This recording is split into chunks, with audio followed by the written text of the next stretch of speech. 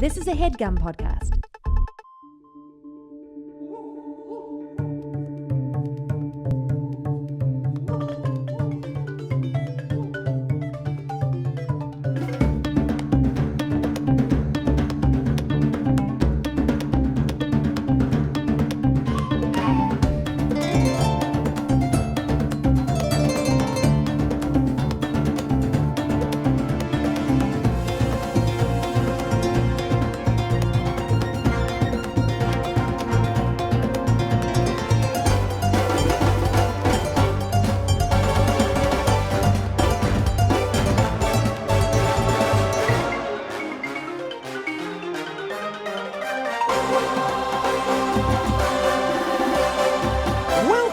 To Wagadu, everyone. Hello, we are back for this episode of Tales of Wagadu. Wow, I can't even say the name of the show. Tales of Wagadu, The Curse of the Spider Queen. I am your very neighborhood dungeon master, just so very neighborhood, Jeremy Cobb. Incredibly, obscenely, some might say. My pronouns are he, him, and I am joined for this episode by... It's me, it's Shamini. I use she, her pronouns, and I am playing Reth. Reth, I'm gonna tell you so efficiently this time, is in fact a Swala lineage pugilist. Those are the important things you need to know. I just got cool horns. Do you remember the lineage manifestation and the specific fight club to which you belong? Yes, probably. Mostly. Yes, I think I have the blessing of the Eland. Yes! Who are great. We love an Eland. And I'm my pugilist's what's it called? Thingy. Fight club. That's the one. Is the squared circle. Yes. Well done. Well done. I will slide. Test there. Yeah, I'll slide you over a little shot glass of palm wine just to kick things off. And of course, it is not just I and Shamini. We are also joined by. Hi, I'm Liv. I'm also here. I'm desperately glad that I'm not first in the order, so I don't get grilled every time we start the episode, you know? So, but yeah, I'm Liv. I am playing Juji Osei. We both use she, her pronouns. Juji is a blue Emere, who is also a Circle of Stars Druid and a Twilight Cleric. Also having a bad time. This woman. Still, nothing has changed. Yeah, nothing has changed from the previous episode. No, like I would say, just like, you know, if she's at least she's consistent. She's consistently having a bad time. But yeah, woman on her shoulders. It doesn't sound that bad, but it's like worse than it sounds. Okay. Yeah, it's worse than look. It was a scary woman. It's a scary raisin woman. And last but certainly not least, in a bad way. Hey, I'm Johnny, he, him. I am the resident bard here at Three Black Halflings, and I am playing Aboade, who is a copper spears Ironmaster Artificer battlesmith. Yeah. Enough things. Supercalifragilisticexpialidocious. Yes. It's a mouthful. Yeah, and friend of Yeem, the beloved masked. We're all friends of Yeem. Everyone. Is that a euphemism? No, aren't we? Friends, it's a society. Friends of are you a friend of Yeem? Friend of Yeem. Friend of Yeem. We are all friends of Yeem, and we're about to jump into this episode. You all have just been saved by the Forest Father, the deity known as the Forest Father, who appeared, defeated, seemingly banished the power of this idol, at least for the time being, and saving you all from his clutches when things were looking quite dire. Also banished the withered woman who finally manifested after 4 episodes of buildup. Finally manifested, and her necrotic power was lashing out throughout the room. You all are standing now outside of the chamber. You can see before you a network of caves. I will let you know right off the bat, Aboade, these are limestone. Like the cave, the actual stone here is limestone primarily, and a lot of vegetation. Okay. It appears that the forest the jungle kind of grew down through this cave network that you all are currently standing in. You are there with next to the kneeling figure, still kneeling, of Jimo, the elderly Emere grandfather, whom you had come here to find. What would you all like to do? So if I remember, Juji was kind of spaced out. Yeah.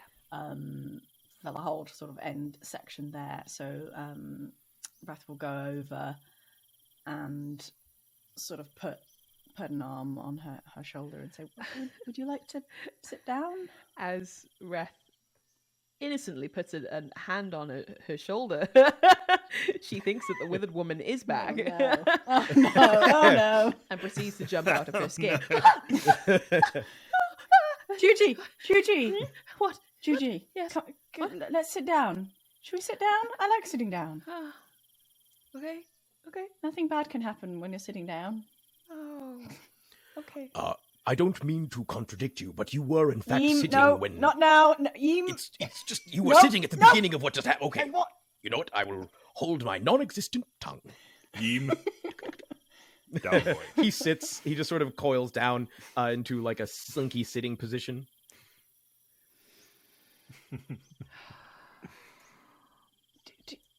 I feel like I should offer you tea, but I don't have any tea. No, that's okay. I've already caused enough trouble. Don't worry about it.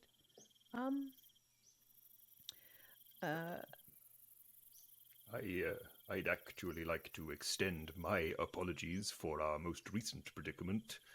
I fear I am used to traveling alone, or at least alone with Yeem, who rarely has a strong opinion on our course of action. So I am not used to consulting with other people about what to do. I sort of leapt in, as you would say. I shall certainly attempt to discuss in future before deciding upon a potentially dangerous course of action. To be fair, Aboade, as far as I could see, you just wanted to put a stone down somewhere. You know, you didn't sort of see a sleeping monster and poke it with a stick.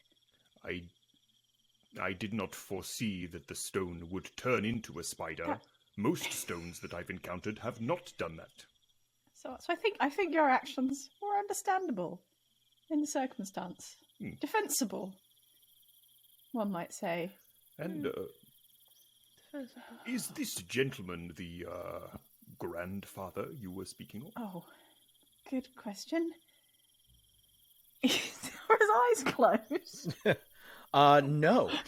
What's he doing? You look God. he is sort of he has moved from his kneeling position to a sitting position. Yeah, he's sort of sitting, sort of like looking around wide-eyed, looking very confused. Oh dear. Okay. Eyes filled with tears as well, as he's sort of looking around, open-mouthed, looking shocked and confused and disoriented. That was the most delicate way I've ever heard anyone ask, "Is he dead?" His eyes closed. He was in like, I don't know what he was before. I think Reth is not going to move from where they are with Juji, but will sort of say, "Don't worry, everything's fine. We're just hanging out in these nice," looks around, "caves." We're in caves. We got away. Do you like caves? Do I like This caves? is to the grand. No, this is to the grandfather. Oh. Sorry, I'm not. I'm sorry. I meant I'm with Okay. with Juji calling over to him in a calming, reassuring way. Do you like It's caves? fine. I call How do over you to. like? How do you feel about caves?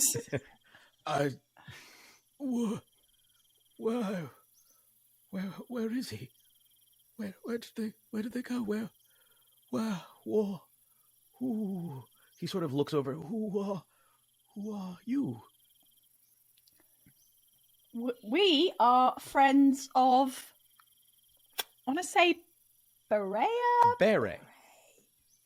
Yes, for as a refresher, for anyone not naming any less names, time ago for Reth. Anyone who You have it written in down the somewhere. last few episodes has forgotten the names of the people who originally asked you on this quest, there were two women in their looking to be around 40s, named Bere and Ifea, and a woman in her late teens, early 20s, named Bunmi.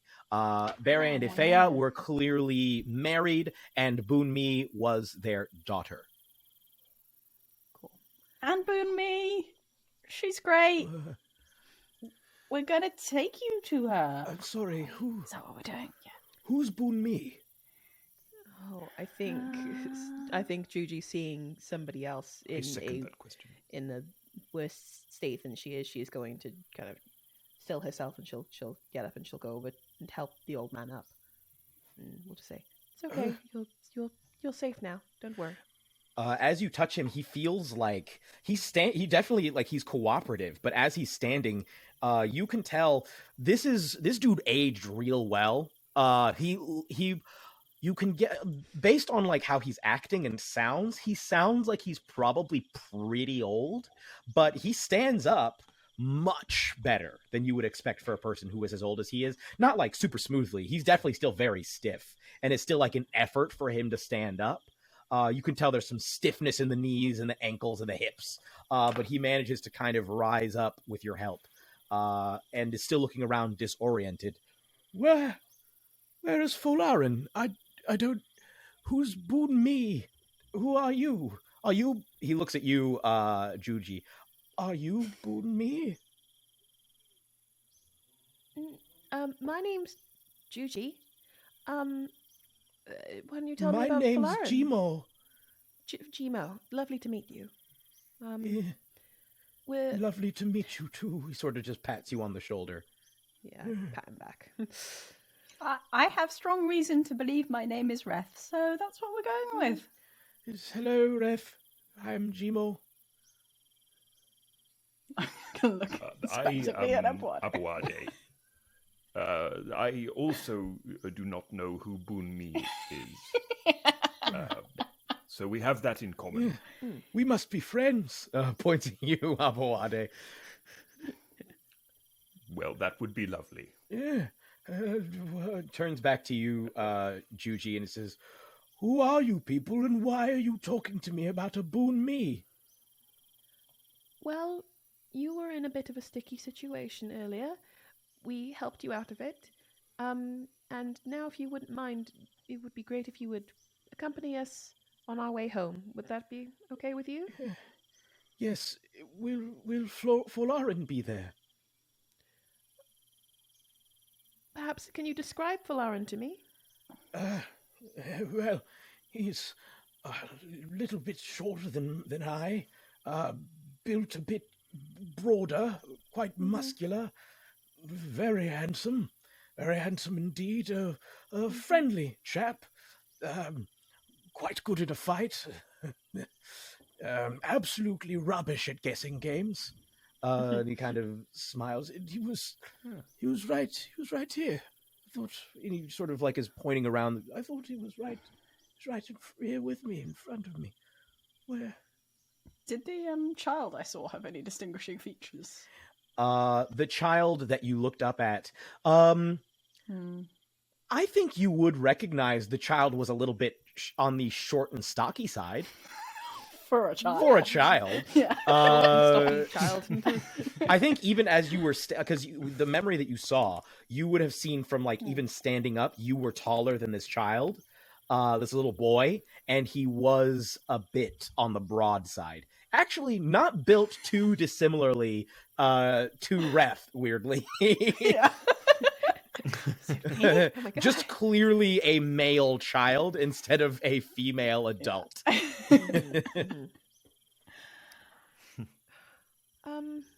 I think We don't. I was just going to say, I think Juji's going to try and keep him talking but also encourage him to walk along. But Oh, are we going? All right, yeah. Yeah, he sort of toddles along with you. He walks stiffly but firmly, like he's not about to fall over. He just looks like he occasionally will stumble because he's not really looking where he's going. But if you still got him by the arm, you don't have to worry about that. Reth, what were you going to say? Is everybody pretty much starting to try and exit? Okay. You can absolutely talk to him as you go. So, Reth, what were you going to say to him? I think I might start describing the egg and the goo just as from a personal experience. Like, this one time, it was all very sort of dark and wet and close, and then I was sort of like, something cracked, and I was sort of like coming out of it, but it was all covered in goo. It was sort of most peculiar, and just sort of see if he, sort of describing it, see if he seems to have any memory of He's that like, experience. Wet goo. He's gonna roll a history check. He says, yes, The goo. The goo's yes, my favourite the bit. wet goo, like falling, like you fell,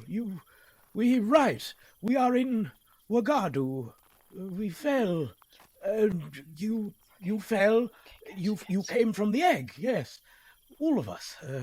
He looks kind of like, okay, yeah, a little bit like, okay, that's good, still kind of confused. Great. I'm going to take that as progress. He knows where he is. Like, I'm happy with that. Let's leave that for now. Do you recall happening upon a shrine with some yellow stones? Rolling another history check. Shrine, no. Yellow stones. I don't. And his eyes kind of widen. He says, I heard singing. Folarin, he was singing to me. He likes to sing while I dance.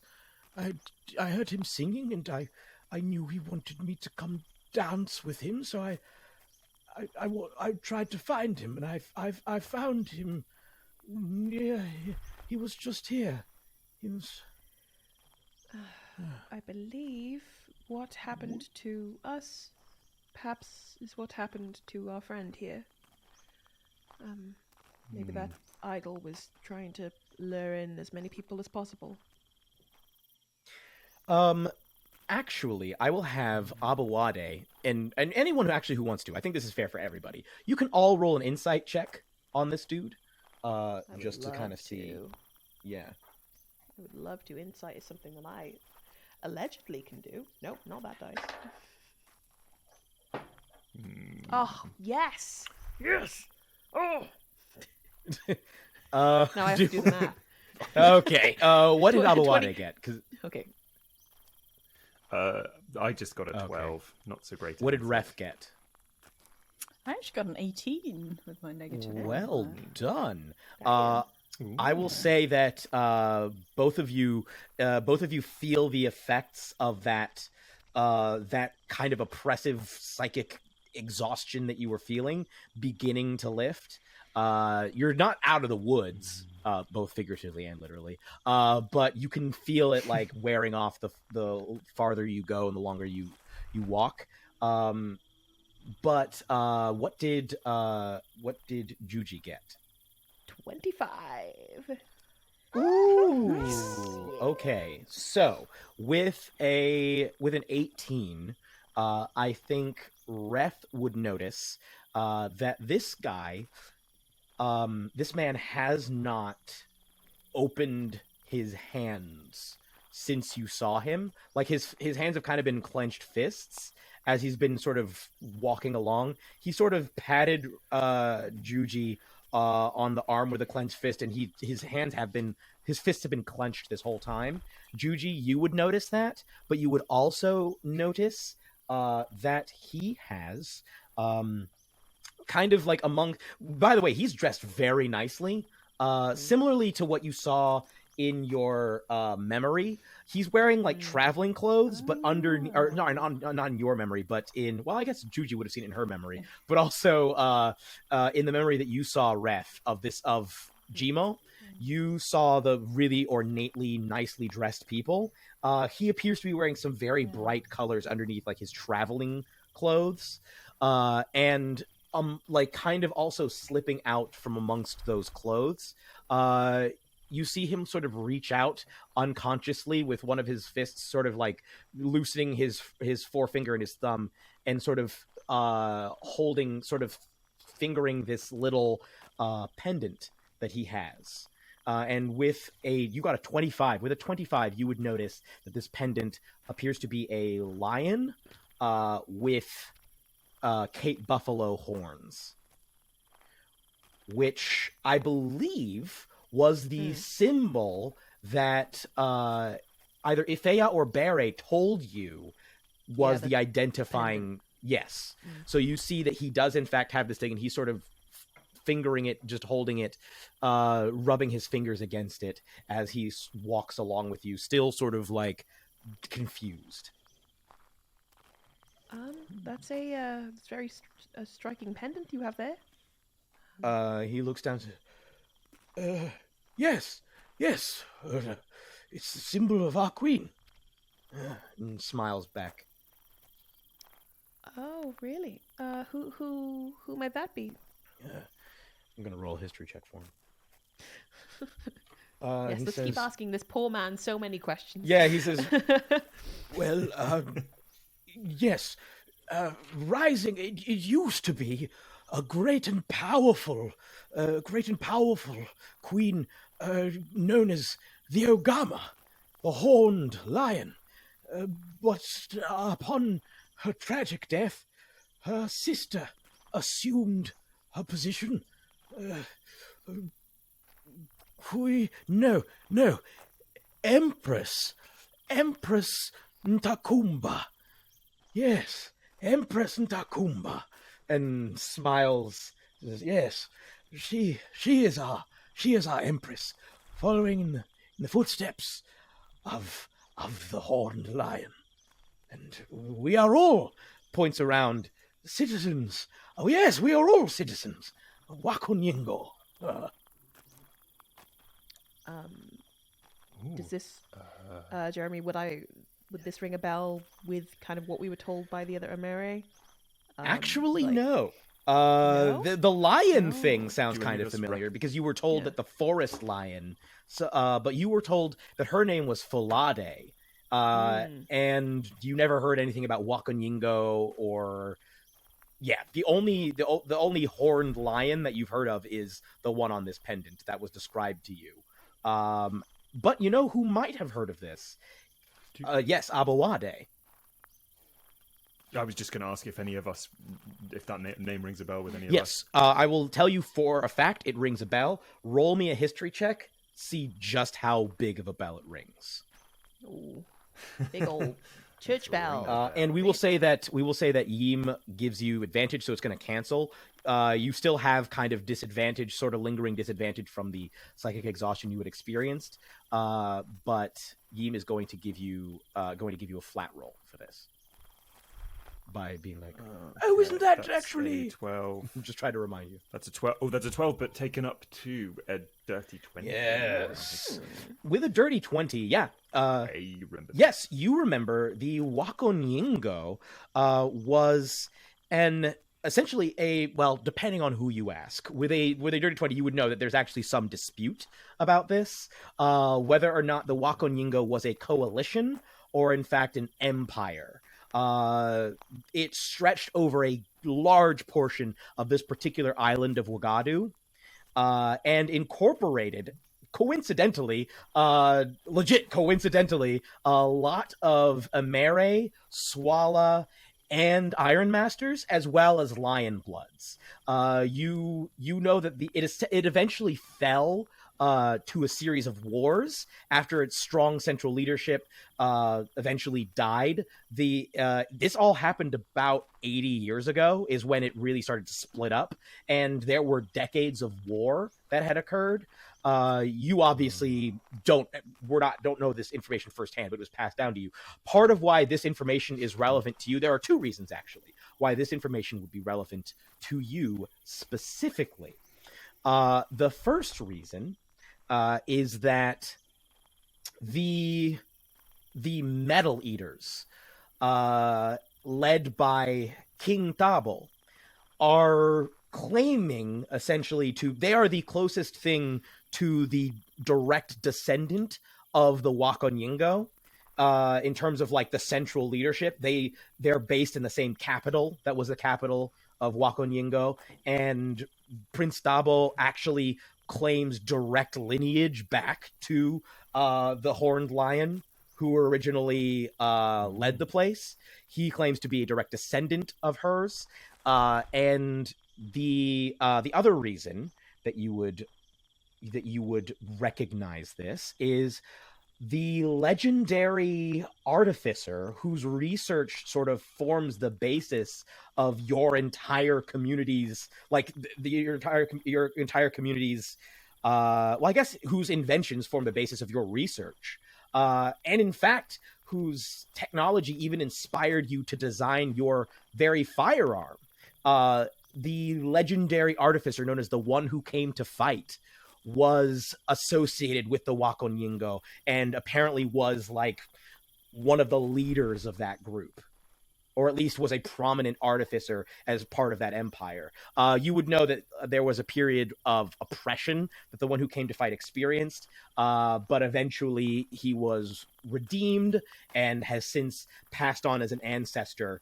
No one quite knows where his ancestor, like where he resides now as an ancestor, but that's, his legend.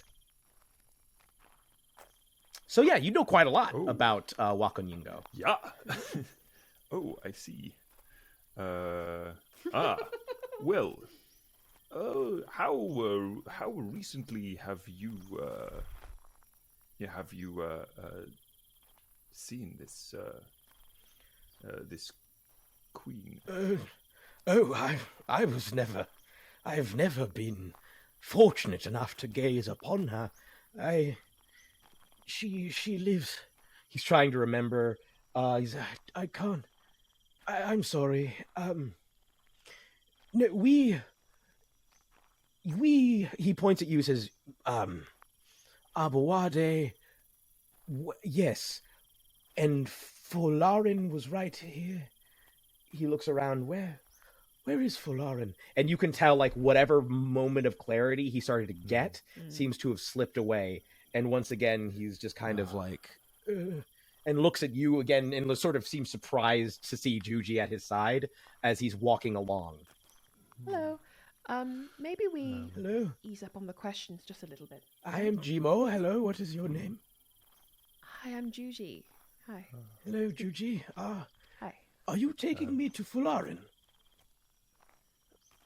I heard him singing. I wanted to find it. It's so beautiful, his singing. I was hoping I could dance for him again. We'll keep an eye out. We'll keep an eye out for Folarin. Sure. All right. I'm going to turn to the party and sort of relay what I've sort of gleaned from what he said. He appears to be experiencing recent memories that are, by my estimate, many, many decades old. I am not sure if his memories are his own, or if they are those of someone else or a previous life. He is clearly very confused. Is he holding something in his hands, Juji? It's obviously a very quiet conversation as Juji is right next to him. Juji will take a look to see if she can see anything. His hands are held tight. You can roll me a perception check to see if you can see a glimpse of anything, if he's holding anything in there. I'm wondering if he took one of those stones. 12. You can't quite make it out, although it does look like, based on the shapes, that there is, like, his fingers are not drawn tight. So either, like, it's a situation where he can't make a tight fist, possibly due to arthritis, or there is something inside of his hands that he's holding on to. Juji will reach out a hand towards the hand that looks like it's holding something, and she will say, as we navigate our way through, it's going to get a bit treacherous. Would you mind holding my hand so I can guide you? Roll a persuasion check. Okay. Persuade. Oh, I can persuade, maybe. Oh, yeah. Oh, my God. So that's a 19 on the dice, plus 6. That's 25. Oh, dang. You do have disadvantage on this. I just realized. Okay, that's fine. That's a 15, so that's a 21. Plus 6, yeah. Nice. With a 21, he says, Yep. yes, of course. He sort of opens his hand half to yours, and you can see that as he reaches out and sort of takes your hand, there is, in fact, a yellow stone in his hand that he grasps your hand with. Okay, I'm going And he does, to... both hands look like they're holding stuff. Okay, I will say, looks like you're holding something. Do you mind if I grab it for you? What? Sort of looks down. He's, I suppose. Roll. I will say roll a persuasion check again, but the DC is very low. He's still very disoriented, so I will say that the DC is only like a 10. If you hit a 10 or above, he will in fact relinquish the stone. Yeah. 16. Okay. No, 17. 16. Either What? way, I did it it. beats a 10. I did it. He's sort of, you're right, yes. Sort of like loosens the last finger and stretches his hand around yours so that you are still holding on to, so that you now, the stone is kind of in between your hands. And he holds up his other hand and sort of looks down, opens it. There's another stone in there. He says, I'm sorry, is this the one you wanted, or was it? Yes, I'll take those off your hand. Yeah. And then she'll take them, and then she'll hand them over to... She thinks about handing them to Aboade. And she stops. And she hands them to Reth. As you like take them... as you take them, you're like moving towards, like you move towards Aboade and like, nah, and you start to move towards Reth. You again get like a flash of like the ground in front of you, not in fact being a mixture of limestone and plants. It's you standing on the mahogany tree. As you step forward, and you're back holding the stones to Reth. Okay, as she gets a flash of her own memory, she doesn't want to do that to Reth, and so stops. Thank you. Yeah. I was gonna say, like, Reth's like reaching out, and then suddenly, Are you all right, Juji? Do you think that Yim could hold these? Maybe. Can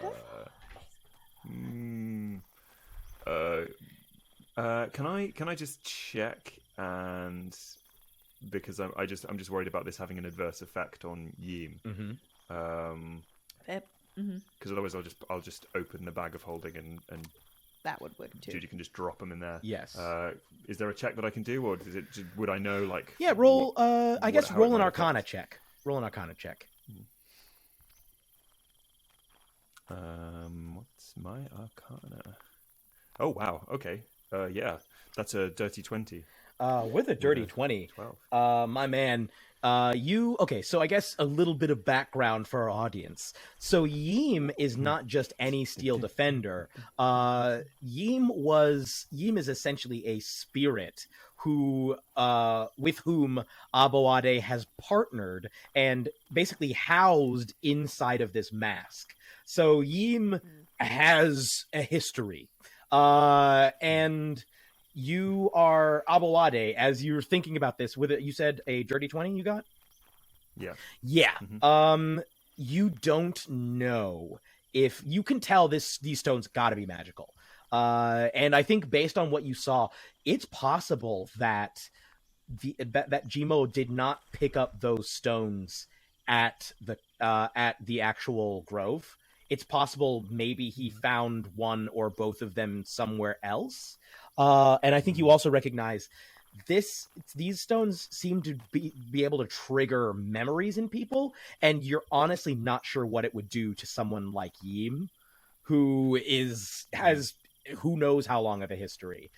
So it's probably best to only have Yim handle them if he needs to. Okay. In that case, I will open up I'll open up my satchel and request that Juji drop them in there. She pops them in. They just clatter down in there. As this happens, you hear, as you hear this, you hear a whimper. Just, Folarin? Where did the singing go? Where is he? Folarin, he stopped singing. Can you hear? Where is he? Starts to look around. Where has he gone? Folarin, where are you? Looking around. I can't hear your voice. He turns to the rest of you. Can you hear him? He was just here. I could just hear him. His eyes are just once again filling with tears that are now spilling out. What's become of him? My love, where are you? And he starts to stagger through the cave, walking around very confusedly, almost stumbling a couple of times. I look to the others. Is it better that should we give him the stones back? Is it better that it's not fake? I don't know. What's for the best? It seems that the further away we go from this place and these objects, the more it relinquishes its grip on us. Perhaps we just need to ride it out. If we find his family, and maybe he'll remember them when he sees them. Yeah, I just don't think Excellent idea. It's probably not fair to him to just have him relive these things. It's going to make it harder later on, right? Maybe? I would say so. Perhaps some words of consolation. Right. I can play him a tune if need be, and you see that Yeem sort of holds his arm out, and one of the many bands that makes up his body pops up to form sort of like a bow, and he holds his other arm over it. He says, I can play him a tune if you'd like. Worth a go? Why not? Let's see how that goes. He starts drawing one of his bands across the band that just popped up, creating kind of basically sounding like a metallic violin. Like a musical saw kind of thing. Yeah. And he's able to sort of crank out a nice, comforting tune. I will. You know what? I will. Do you want to roll a performance check for Yi? Roll a performance check for him. Yeah. Okay. I wanted to give the help action, but there's no way I just start clapping. Yeah, you can sing along or clap along or whatever if you want to. Would it be like charisma modifier? Yes, it would be his charisma, because he's not proficient with it. Okay, well his charisma is -2, so that's a 12. Look, it's all right. it ain't bad. It's like, it ain't bad. Yeah, okay. Couple of bum notes here and there, a little bit Yeah. screechy. Trying. It's a little pitchy, but the heart is there. I will go ahead and narrate if unless anybody has anything they'd like to do as you're exiting the cave specifically, I'll go ahead and narrate the process. I think. Okay. Yeah. So essentially, as you're navigating through these caves, normally you get the sense of this. It doesn't actually take very long before you are able to look up and see what you at first don't realize is it appears that you have walked into what is known as a cenote, which is similar to a sinkhole. It's sort of a limestone sinkhole that opens up in a lot of jungle environments, and at the bottom is usually a pool of water, but the cave itself can end up being a little more substantial than you would expect. And it appears that this was a cenote that opened up in the jungle inside of that area that Chewie would not go into, but that the jungle has grown down. So rather than it just being limestone down here, there are also quite a few plants. And thankfully, it's not a difficult process to get out. You realize this is almost like a path that as you're walking along, it's very straightforward to just walk out. It takes a little bit. It takes a good 15-20 minutes of walking. But you are able to eventually find your way out. And you can even see the opening to this is difficult to see from above. As you're rising, you can see the large opening, because it's not a small opening of the sinkhole. We're talking a good 20, 30 feet in diameter. It appears that like the jungle had kind of grown over it, so someone walking up to it might not notice that it was there and might risk falling in or walking in, essentially. But you guys are able to find your way out without too much difficulty. You realize you're actually not very far at all from where you came in. Like, you can see just off the spot of the tracks where Chewie had left tracks back and forth, maybe only about 100 feet away, 150 feet away. You are, unless you have anything does anybody have anything they'd like to do as you exit this spot? Yeah. So did we fall in? Did we get confused because of this aura that was creating memories in our minds and then just fell into this area? Is that what happened? It would appear so. Maybe. Okay. Is there any way that we can cover this area up so that doesn't happen to anyone else? It's a whole area of the jungle. So you'd have to... Okay, fine. Yeah, I don't know. You'd have to you'd have to find the whole perimeter of it, and then... You have to get the police tape and be dragging it around all and the build trees. like a wall or like a dome over it. Cordoning it off.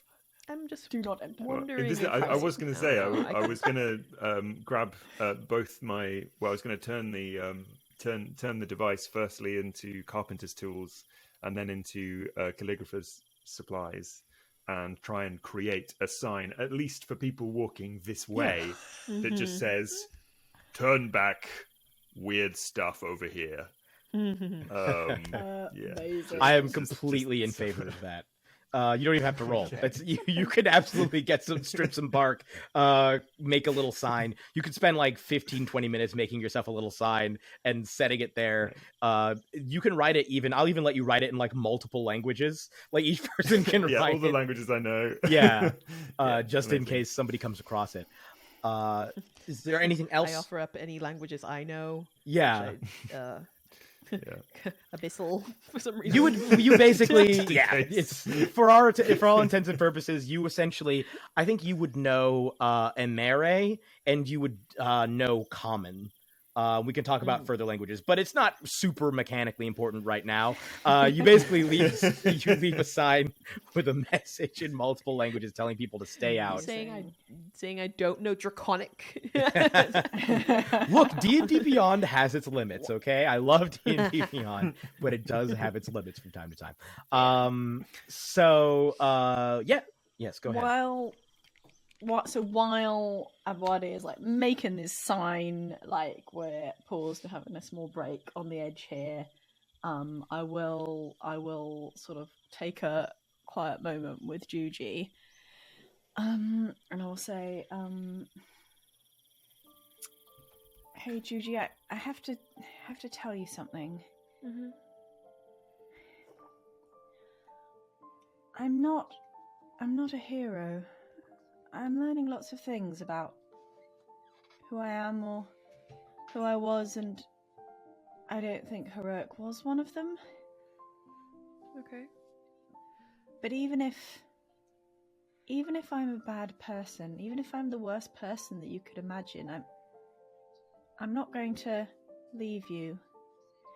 You said that we should just go, but I just want you to know that if she comes back, or if anything else happens, I'm not going to go." Oh,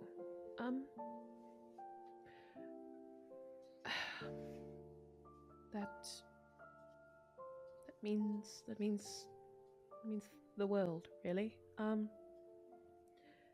But she's never caught up with me before. I didn't know that could happen. But you know who she is. She's been biting at my heels for a while now, particularly when I'm trying to sleep, when I'm trying to have any peace of mind. That's why you didn't want to sleep? No. Was she hunting you like Chewie hunted its prey?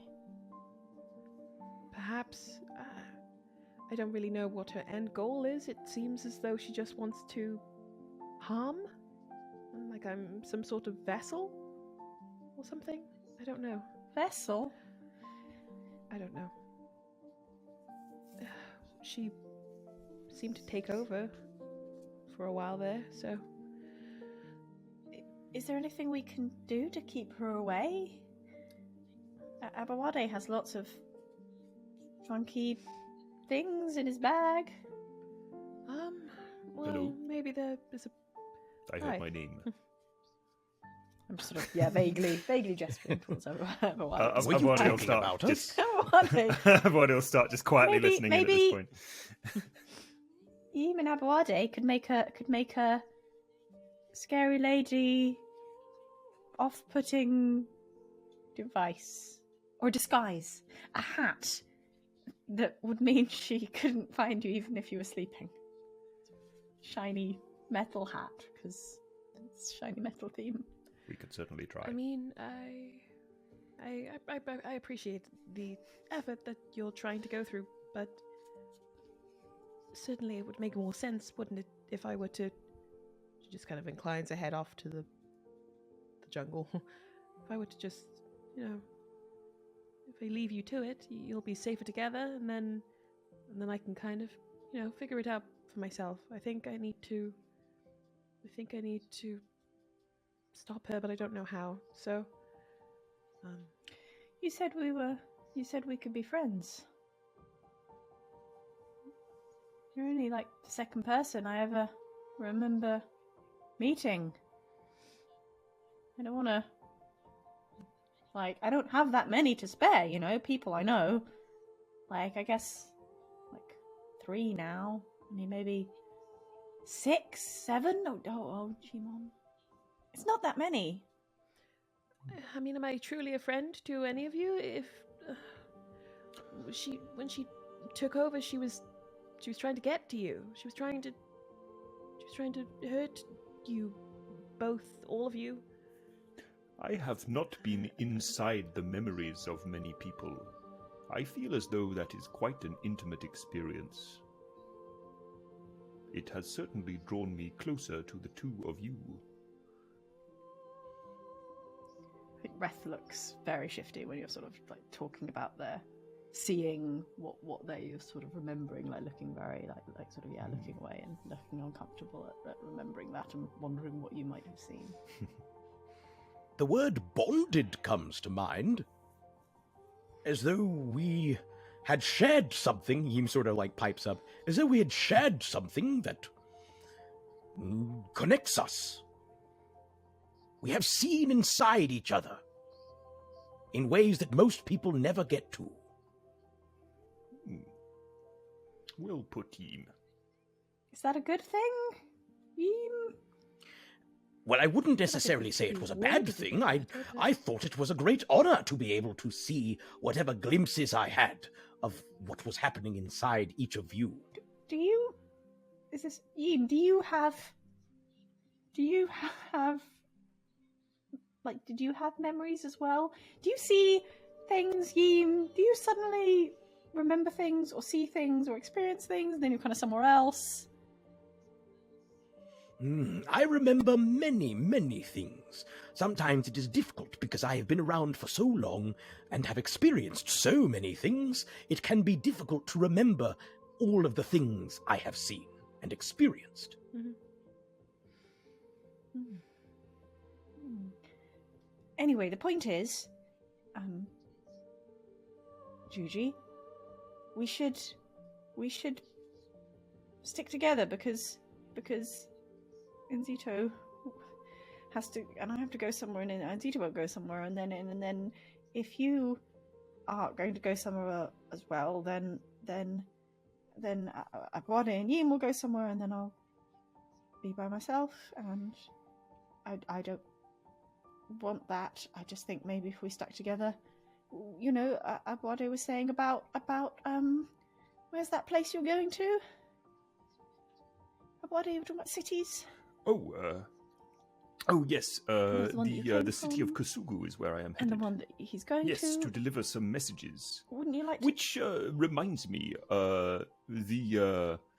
while the peoples that Jimo spoke of are no longer in existence, some descendants thereof are actually under discussion in the city of Kosugu. So we may be able to help there if his memory does not return. There we go, Juji. Don't you think we should do that? I think we should do that. That seems very important. Plus, the longer that I am with you, you must please promise, if I take you with me, that you will not allow me to become the servant of a warlord. Excuse me? Well, yes. Is that the sort of Just, thing you're likely to do? This was an abrupt transition. I wouldn't say so, but recent events have somewhat startled me. I don't know you well. Yes, I've I'd only like just to make that met you, request clear. But it wouldn't. I have not, to my knowledge, in recent memory, been the servant of a warlord, but I do have a fear that I might become one. Right. Well, I mean, Jimo kind These of visions comes over are and to be says, believed. "The Empress, some say the Empress is a warlord. Perhaps you could serve her." Reth does not laugh evilly. Yes, well, we can address that later.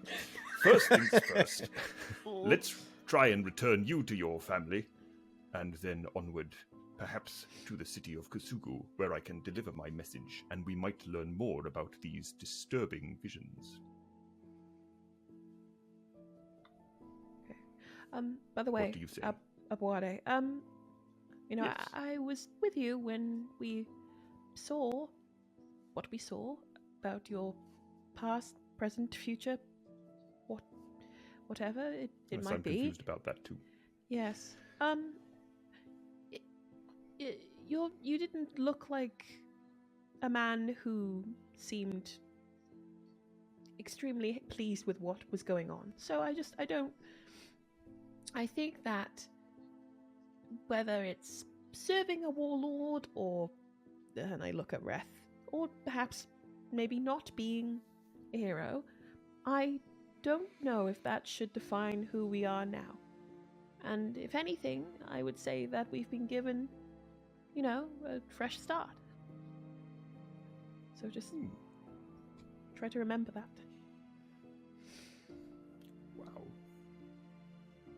That was a very well put way of thinking.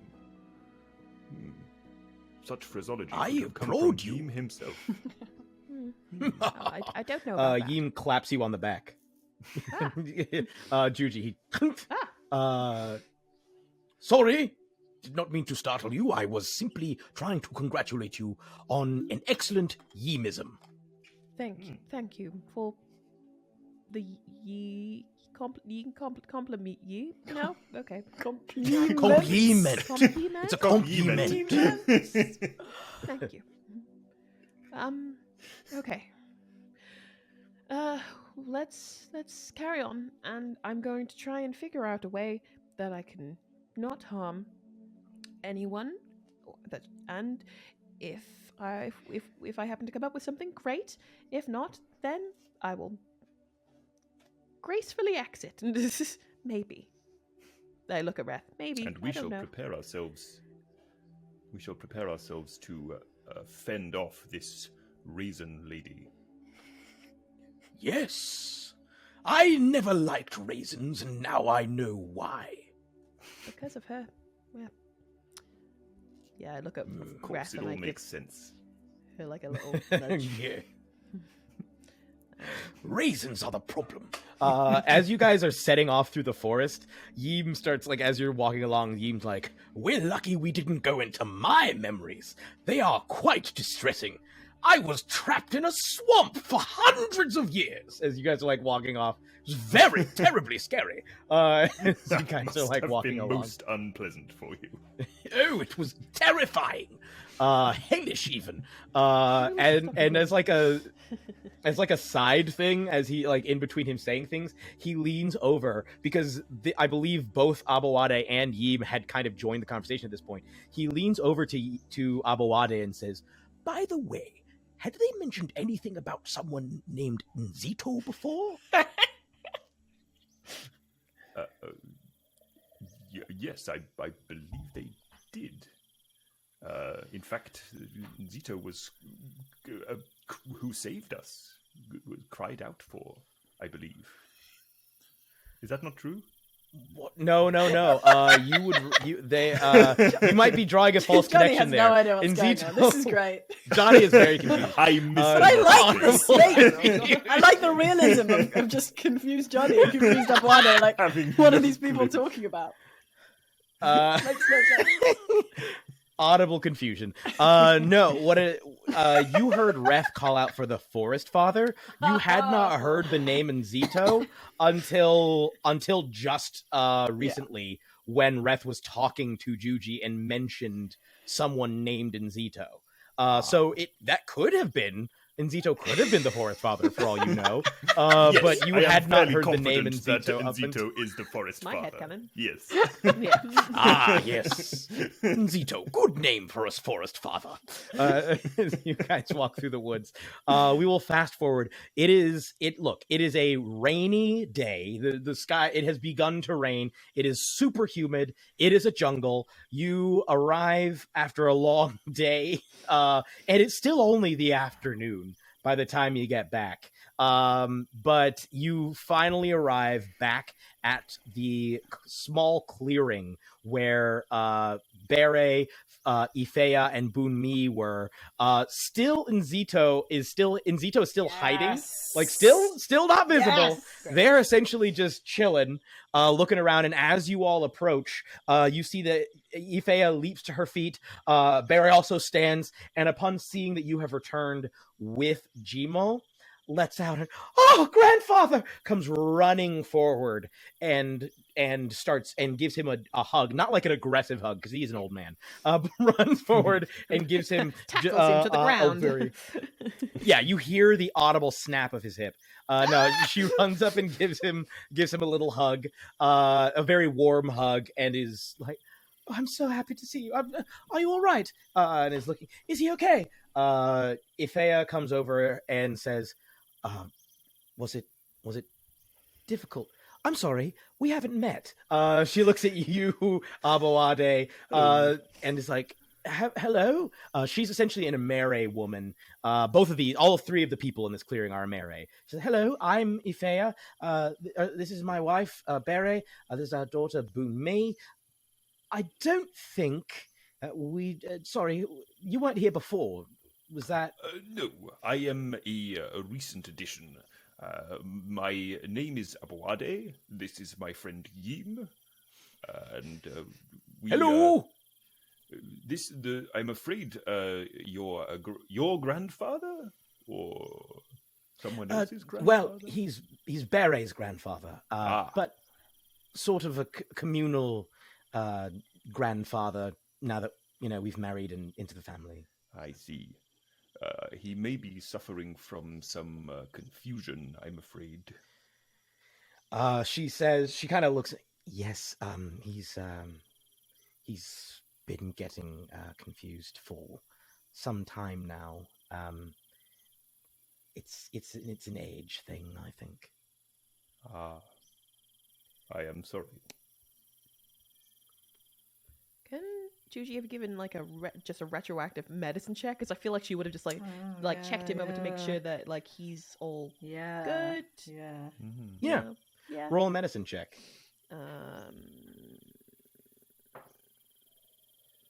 17. Okay. We'll say it's a retroactive medicine check as you checked on him throughout the walk. When you first saw him, there were a number of very small wounds where the vines had pierced his skin. But interestingly, instead of blood that was leaking out, you just saw like a clear fluid sort of seeping out. Not like gushing or anything, just like instead of drops of blood, it was little lines of this clear fluid that was leaking out, or that were leaking out of him. But as the walk occurred and continued, those wounds seem to have largely closed up. You can still see the faint marks of where they were if you look closely. But he's still very disoriented.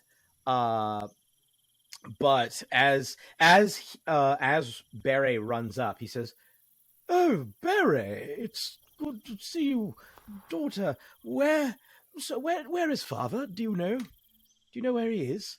And she says, "Oh, grandfather. He's gone. He's become an ancestor." "Oh, and I was hoping you could tell me where Folarin was. He's gone." "Yes, grandfather. Folarin died 2 years ago. Why, don't you remember?" No, I'm afraid he's died. He's died."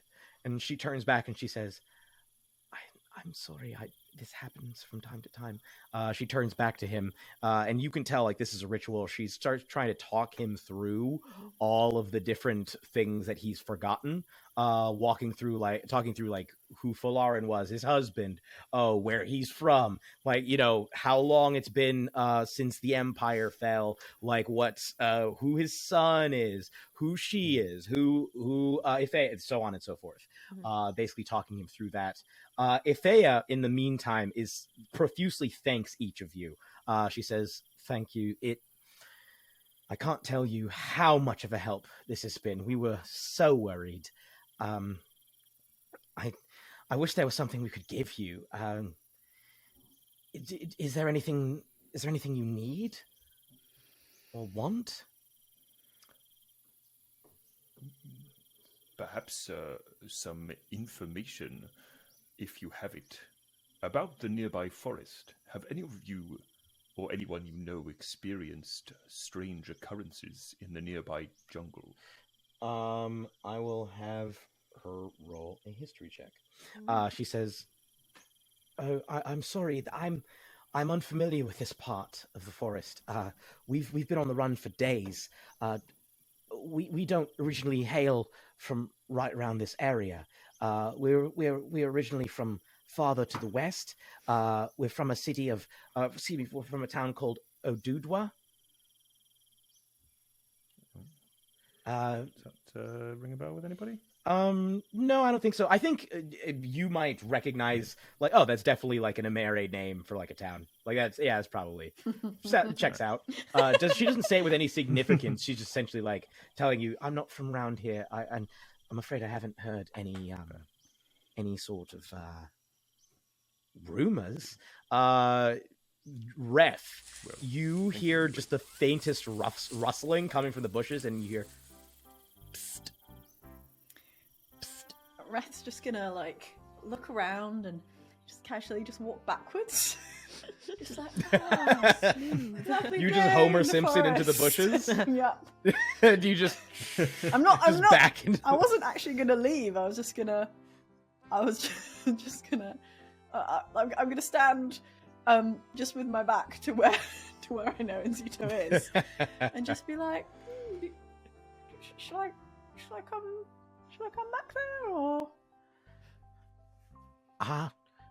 perhaps first of all, how art thou? Yeah. Art thou well? Okay. Thou seemest most troubled. I'm just gonna I'm gonna make an excuse. One sec. What is happening? Tell them thou hast a case of the runs. I shall I assure thee they shall not ask questions. I shall come forward and I shall just pause in the conversation, say, Excuse me, I have a case of the runs and must make my departure temporarily. Goodbye. What are you waiting for? Go. And then like starts for to your candidness. walk like quicker, as if like, oh yeah, very urgent. Yes, very urgent, rather than casually. I usher everyone away a bit so that they have privacy. As you're moving, Yeem's like, I remember the runs. I'm gonna like more Yeem. Well, you see, he launches into this story. Oh no! Yes, Reth's going to pretend to be very It urgently. wasn't a swamp when I moved in.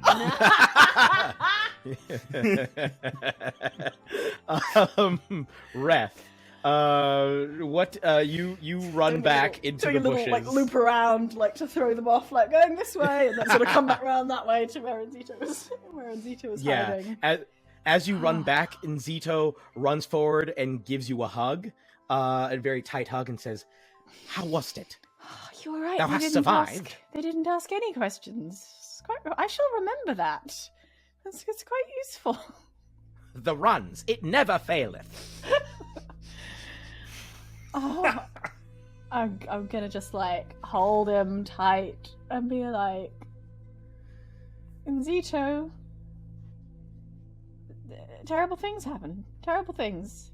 Everything's the worst, and everything's terrible. So, yeah. How are you? Oh, I remain.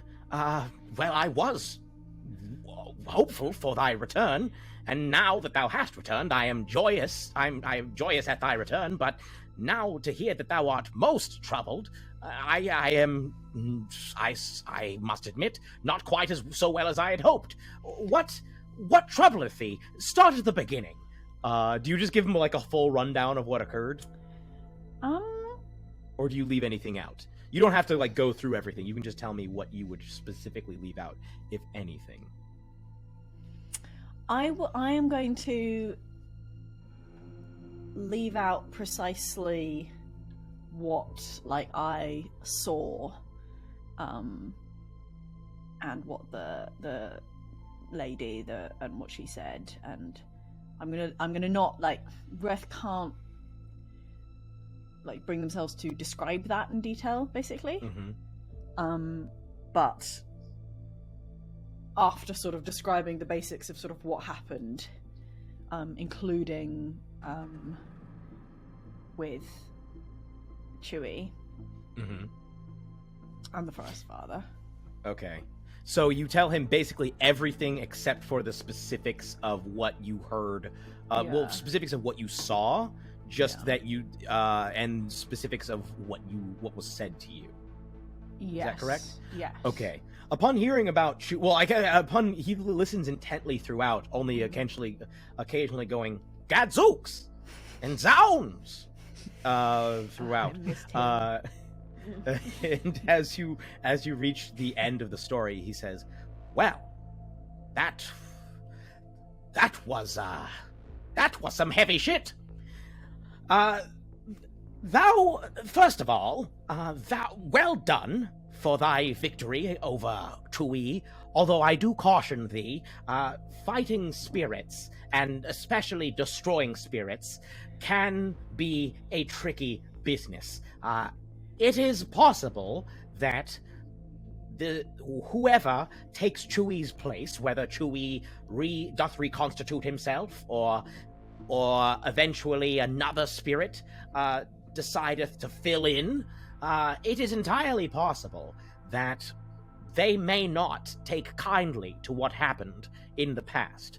But then again, if perhaps a rival of Chewy takes over, well, perhaps you shall see benefits and reap the prize of a new alliance for having opened the door to this new spirit to take Chewy's place. So, for future reference, be very careful when thou dealest with spirits, because spirit laws be complicated."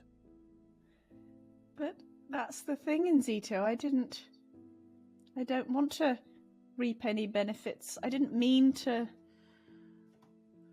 do it. in Zito,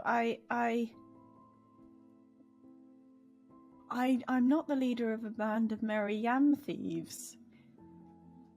And you said it should be what I do now that's important, but I killed Chewie and I didn't barely even knew it, and I think that's who I was. I think I'm a killer, and what I'm doing now is just more of the same. I think I'm still the same person I was then, and the more I see of them, the worse it is, and I feel like it's fate, and I can't escape who I am. Nzito looks thoughtful for a moment, still with his...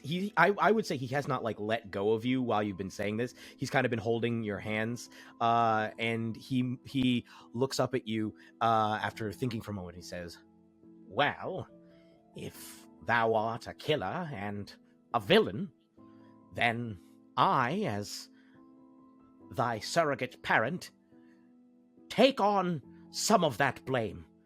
But I assure thee, by my estimation, I raised thee right, and I tell thee now, I didst not raise a villain. And looks at you and says, whatever happened in the past, remaineth in the past. Let it lie there, let it die there. Thou didst not mean to harm Chewie in the way that thou didst, but thou didst harm Chewie. So thou shalt accept it and move on. And when thou findest another spirit who knew Chewie, perhaps thou shalt make an apology. And most importantly, in the short term, thou must make an offering. First to Chewie, or the spirits for having destroyed Chewie, and also to the Forest Father. I am most pleased that thou didst remember my advice, and remembered to call upon the Forest Father, and thou madest contact with him. He puts his hands up on your shoulders and says, this is joyous news. The Forest Father would not have come for thee if the Forest Father did not see thee as one of his children. And so I take this as a sign that thou art on the right path, wherever thou mayest have tread before. There was someone before who I think I let down. But was it thy merry band of yam thieves? I don't think there was a merry band, but there was a woman, and it sort of reminded me of you, and I think it might be too late to fix it, but it's not too late for me to not let you down, so I won't. Thou hast never failed me. Not really? Never. Not even when thou accidentally tripped over thine own feet, when trying simply to gather food. Not even when thou slipped on a root and fell into the river, alerting all the fish and scaring them away. Oh, well, yeah, that one was less helpful. Thou wast merely learning. And though thou didst experience failures as part of the learning, thou didst not fail me, because thou kept trying. I shall make my offering and make thee proud. Thou shouldst meet Aboade and Ym. You don't have to. But Ym is very old and made of springs. 'Tis most confusing, but thou might be interested. I am pleased for thy new friends. However, I must entreat thee, please. I shan't do not say, ask course. me to meet them. Look. He looks away for a moment and he says, perhaps it is time I give thee a little bit more information. He says, so long as thou promised not, so long as thou promised not to share this with anyone. Thou dost not owe me an explanation. I shall respect whatever you wish either way. But if anything you can tell me might help me fix it, then... Yes, well, I, Enzito, fell at the beginning of this era. Thou art not familiar with eras. I realize that is a hole in thine education that I left. Suffice it to say, he basically explains to you this. In Wagadu, most of the time when people die in Wagadu, they come back to life. If they're killed by means other than old age, they will come back and continue living out their lives. Not everyone does this, and there are periods where, eventually someone will just kind of stop coming back. Whether that's because they die of old age and then they don't come back, or just because people stop coming back. But essentially, there are periods where people stop falling for a while and people stop coming back after dying. And of course, when a person dies, they typically turn into an ancestor in most cases. Like when they die for the last time, that is. They typically turn into an ancestor. So a period where everyone who is currently living in Wagadu dies permanently and becomes an ancestor, and there are no more fallen coming, is referred to as a cycle.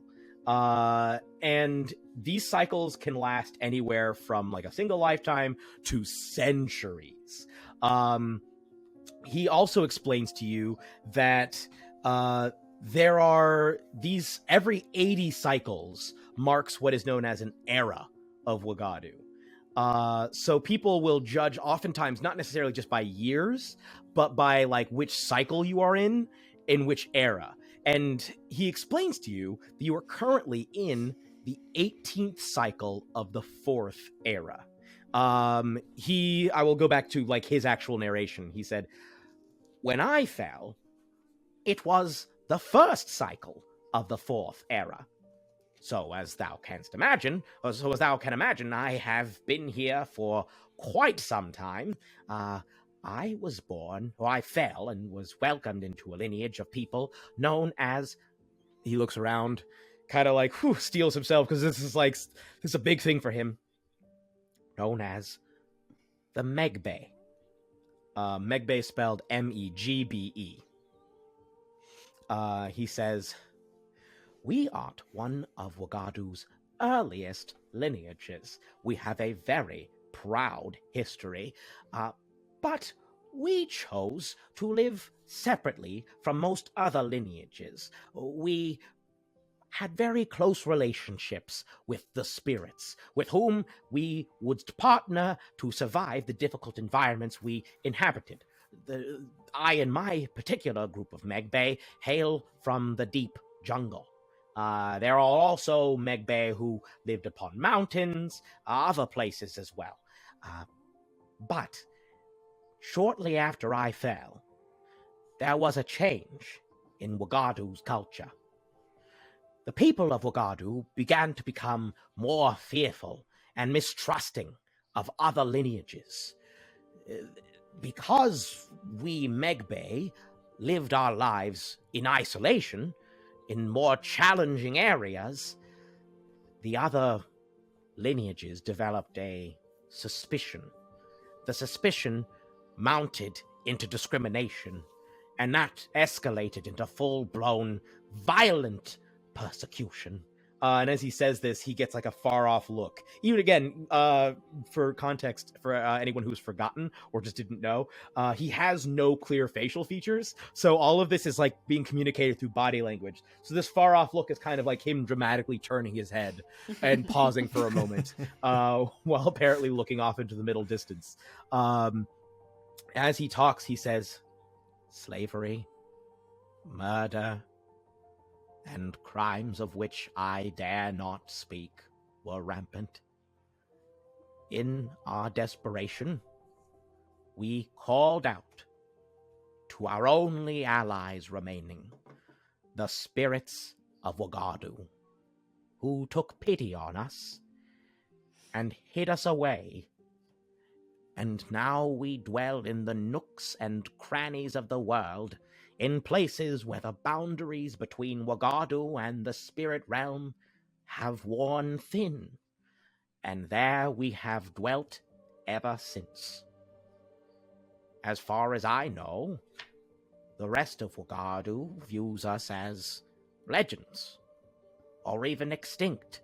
Perhaps there aren't those who know not even that we ever existed.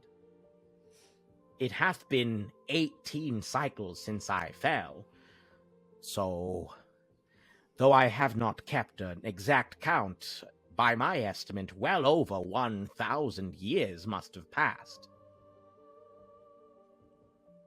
And he looks and says, and so, while I bear thee and thy kin and thy friends no ill will, you must understand,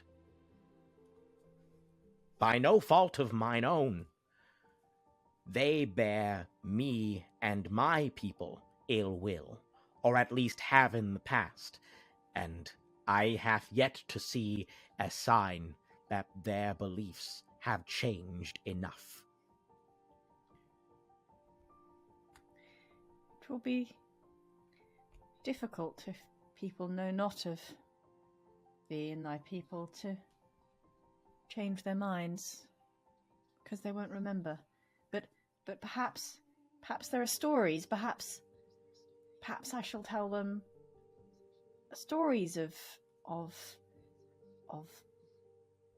a Megbe individual that shall cast thee in a positive light, and then they shall all be like, gosh, I wisheth only to meet such an individual, and then you'll see. He kind of cocks his head and says,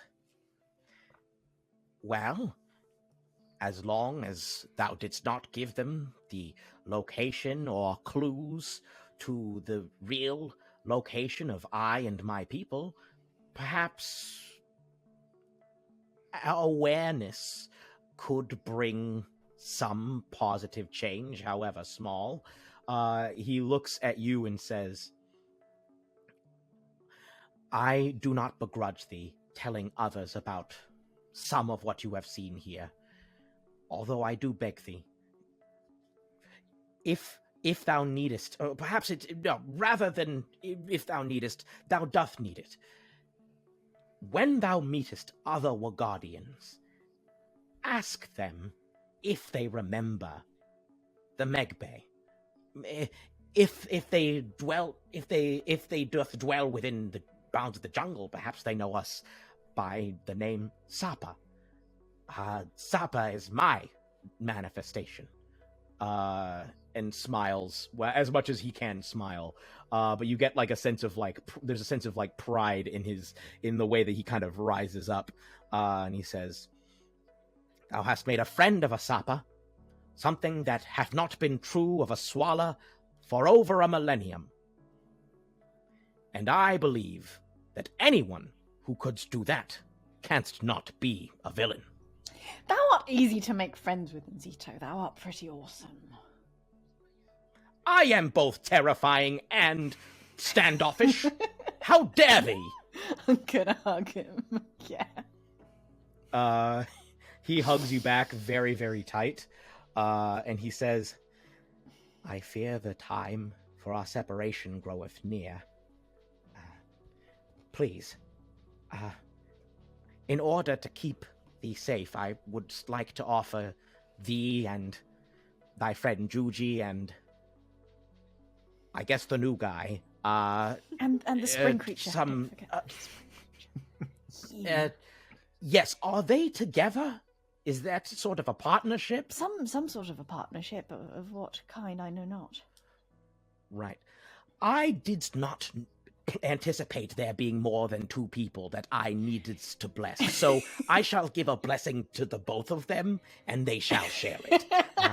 It's like, thou art, but to thee, he says, I give thee this.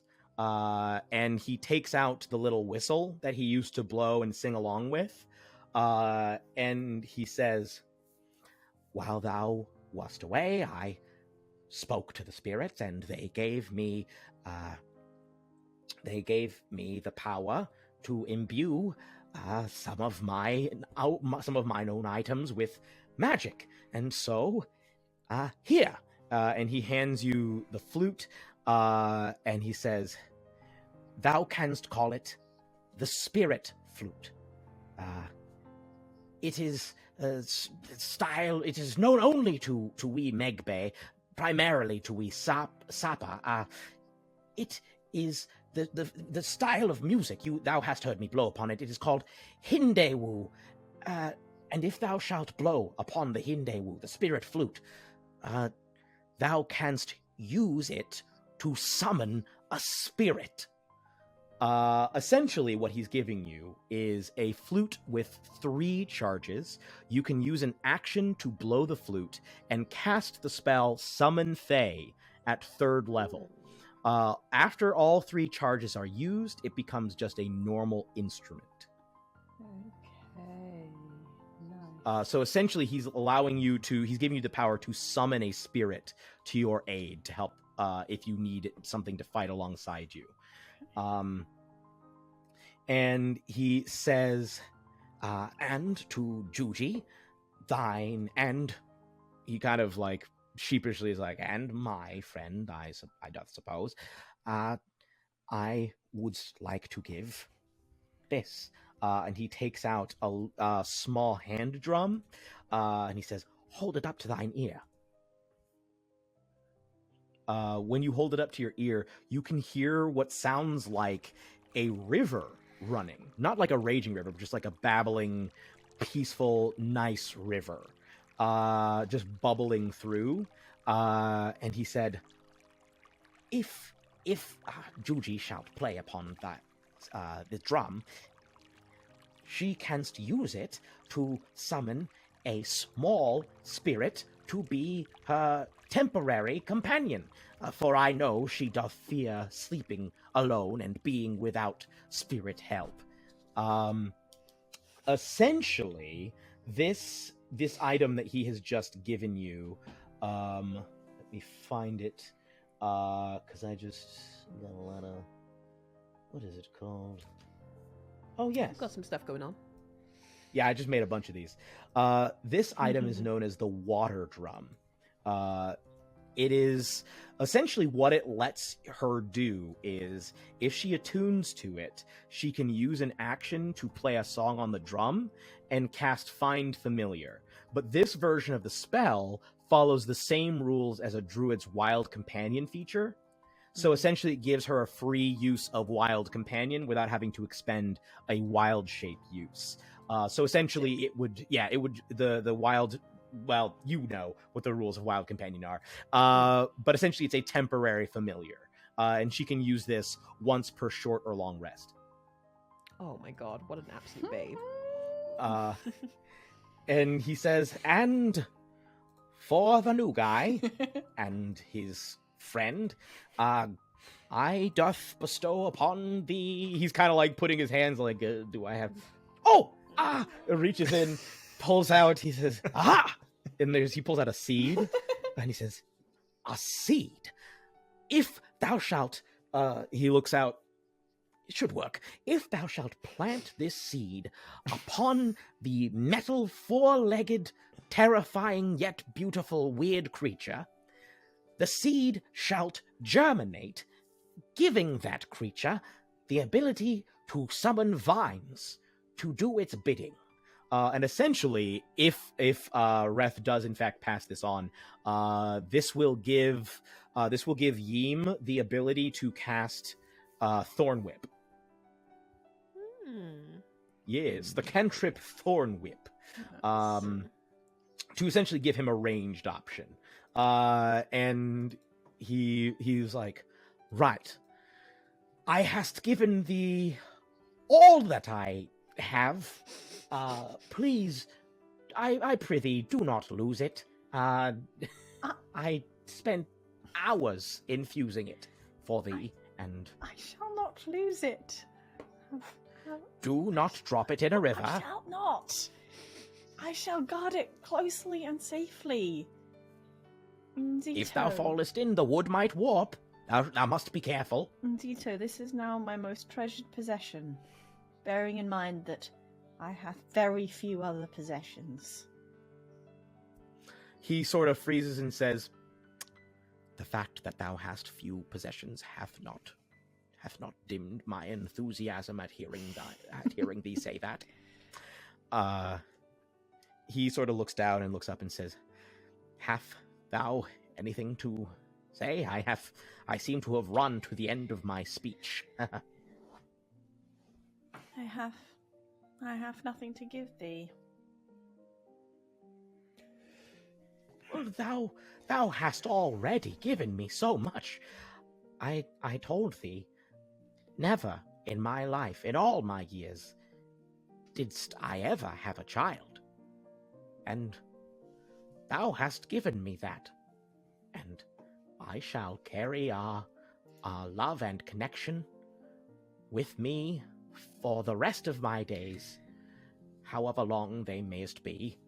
I'm going to take one of the armbands that the spirit gave me and say, I know this is perhaps not thine style.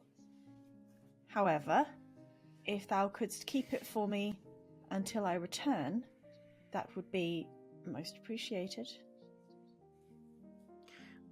He reaches up with both hands and says, "I shall guard it with mine own eternal existence." Likewise, but without the eternal part. He says, "Well, hopefully when thou doth eventually die, thou shalt turn into an ancestor, and perhaps then thou mayest join me and my people, if, of course, thou hast not yet succeeded on thy mission, which is, of course, of the utmost importance." Right, there, I have a lot to... Yes. I will come back for it.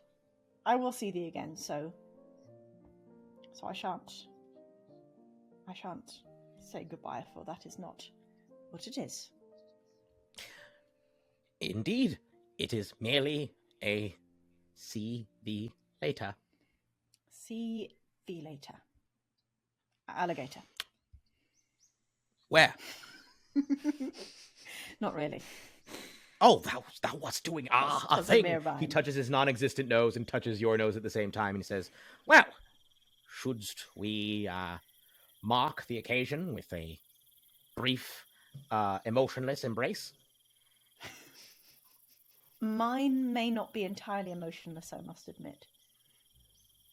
"Well, that is to be expected, for thou art a noted softy." I'll do my best. He reaches forward and hugs you, and then is just it's the tightest hug. I love him so much. You could hear him. "Thank the gods I have no eyes and canst not cry." You could just feel that it is such a warm, it is the warmest hug. I think that while this hug is happening, the warmth sort of washes away all of the scars and pain of the day, and the trauma of the day as he just embraces you. And whenever you choose, you can emerge from that hug and rejoin the group. Meanwhile, back outside, Yima says, "And then I saw him again, floating through space. I gave him a ride to the moon. It was absolutely wild. I don't know even how I got there." Did you know this? I say, looking at Aboade. Yes, those were truly some powerful runs. Yes, the him that he's talking about is not Aboade. It's some other dude. He keeps talking about basically, some a series of adventures that barely make sense. I am not even sure if it was outer space or if it was just sort of like a hallucination. Or perhaps the realm of dreams. I don't know. But now I'm here, which is the important thing. Yes. Sounds trippy. It was. Very trippy. Very, very trippy. So anyway, thank you, Yeem, for that interlude. What were we talking about? I say, looking but a back at fraction everyone of the else. stories that Yeem can tell. I So could go on many for a endless very nights long time. of talking. Okay. The well, endless talking. You have so- all those joys yet to come. Absolutely. Oh, Reth is done with the runs. Reth, hello. Hello, yes, I have finished the runs now and return. You feel better? Oh, go yes. ahead. I and they're gone now, so that's fine. A miraculous recovery. I am Yes. glad. I have had some serious bouts with the runs. Shall I tell the story again so that you can hear? Please, no. God, no. Please. Please, no. Perhaps another time then. I will give Reth an abridged version in due time. Of course. And he looks up at the family who has just been all four of them have just been staring Hostage by in this utter story. horror. Except for Jimo, who is nodding, smiling, says, "Yes, I remember the He's been run." there.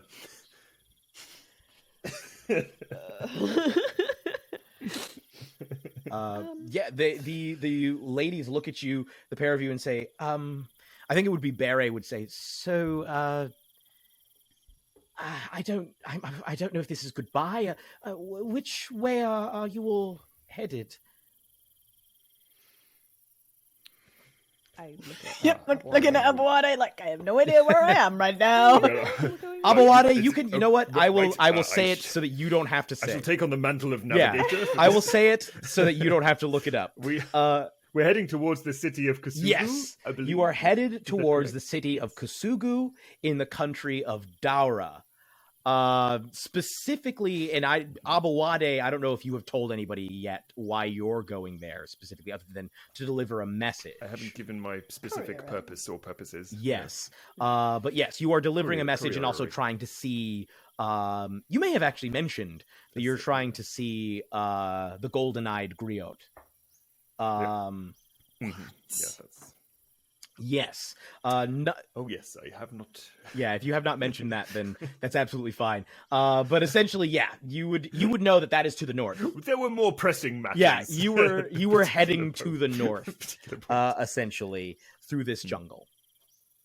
Of course. And I should mention, Should actually, be the glad country to of take part in Daura the journey. is most specifically the city of Kasugu is on the island next to this one, so you'll just need to travel north, potentially charter a ferry or get something. It's not a great distance, and travel across to the city of Daura, which is just on the other side of essentially the strait that exists in between the two islands. But yeah, you guys are heading to the north, or at least Aboade is heading to the north. Let me ask the team: where is Juji planning on still sticking around, or is she still, considering doing a runner? She, I think at the moment she thinks that she can perhaps. Does she get the gist that if she doesn't do any harmful spells or anything, that will quell it? I think you know that, and also if in fact Aboade mentions Kasugu, well, actually no, you don't need to roll anything for this. I think you would know. In a big city like that, in any big city, you're more likely to be, if you needed help from someone, the odds of you finding someone who might be able to help you, or at least finding someone who knows who might be able to help you, are drastically increased by being amongst a city like that. In fact, in terms of Aboade, you know that if you're trying to find out more about the history of what's going on here, you are headed to the Great Griot College, which is like the largest, one of the biggest centers of collective learning in Wagadu. So it would be very straightforward for you. I mean, in fact, the Golden-Eyed Griot is affiliated with the Great Griot College, so it would not be difficult for you to potentially try and do research. The Golden-Eyed Griot is also known as legendary for being a repository of knowledge themselves. They are apparently extremely wise and knowledgeable about Wagadu's history. But that's okay. yeah. But that is what I guess you all would know. And I think in Reth's case, if Reth was interested in trying to find other Swala, bigger cities are probably going to be a better bet, just because you're more likely to find people of varying lineages and backgrounds. But anyway, I will jump out of DM mode, just asking you what's up. And upon hearing that, I think Beret would say, "Oh, well, we're heading north ourselves. We're trying to get clear of the Pridelings, so we were heading north to a very great city. It's called Odiayaba." Odiayaba. Yes, it's a great city. It's in the Enuona region, just north of here. Some days' walk. We haven't traveled there in quite some time. I think I was a child. Jimo's like, "Yes, I had the runs on the way there." And just sort of smiles. Oh, wow. Runny day today. Runny day. She says, "Yes, it's just Does, on the way." Does that ring a bell for anyone? Aboade? Aboade definitely Recognize knows. that city? You've heard about Odiayaba. Odiayaba is a huge city. Yes. It's got, in fact, I actually, also had the runs. it- Did we stop at the same food cellar on the way there?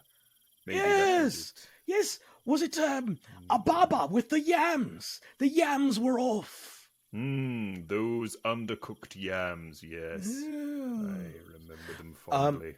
But yeah, They did taste delicious and had quite a crunch. You would know Odiayaba probably, I don't know if you've been that far north, because it's like weeks north of where you normally live, of Tishun. But it is you would know of it because it's like legendary for its great walls and the construction there.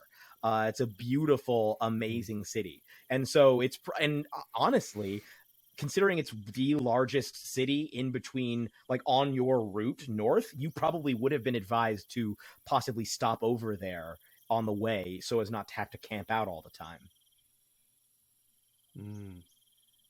Okay. Oh, so I've definitely got a foundation there, maybe a few contacts. Yeah, there are you know that there are Ironmasters there, not tons and tons, but you could probably find people who used to be affiliated with either Teshun or, maybe the chief engineer knows some folks as well. Probably advise you to look some folks up. So yeah, I think it's basically a nebulous, if you find some Ironmasters there, they'll be friendly to you. Also, the city itself is a large city. You could probably get in no problem and just find a spot to stay. It wouldn't be that difficult. Excellent. Well, perhaps we could travel there. Sounds good. Yes. Oh, would you?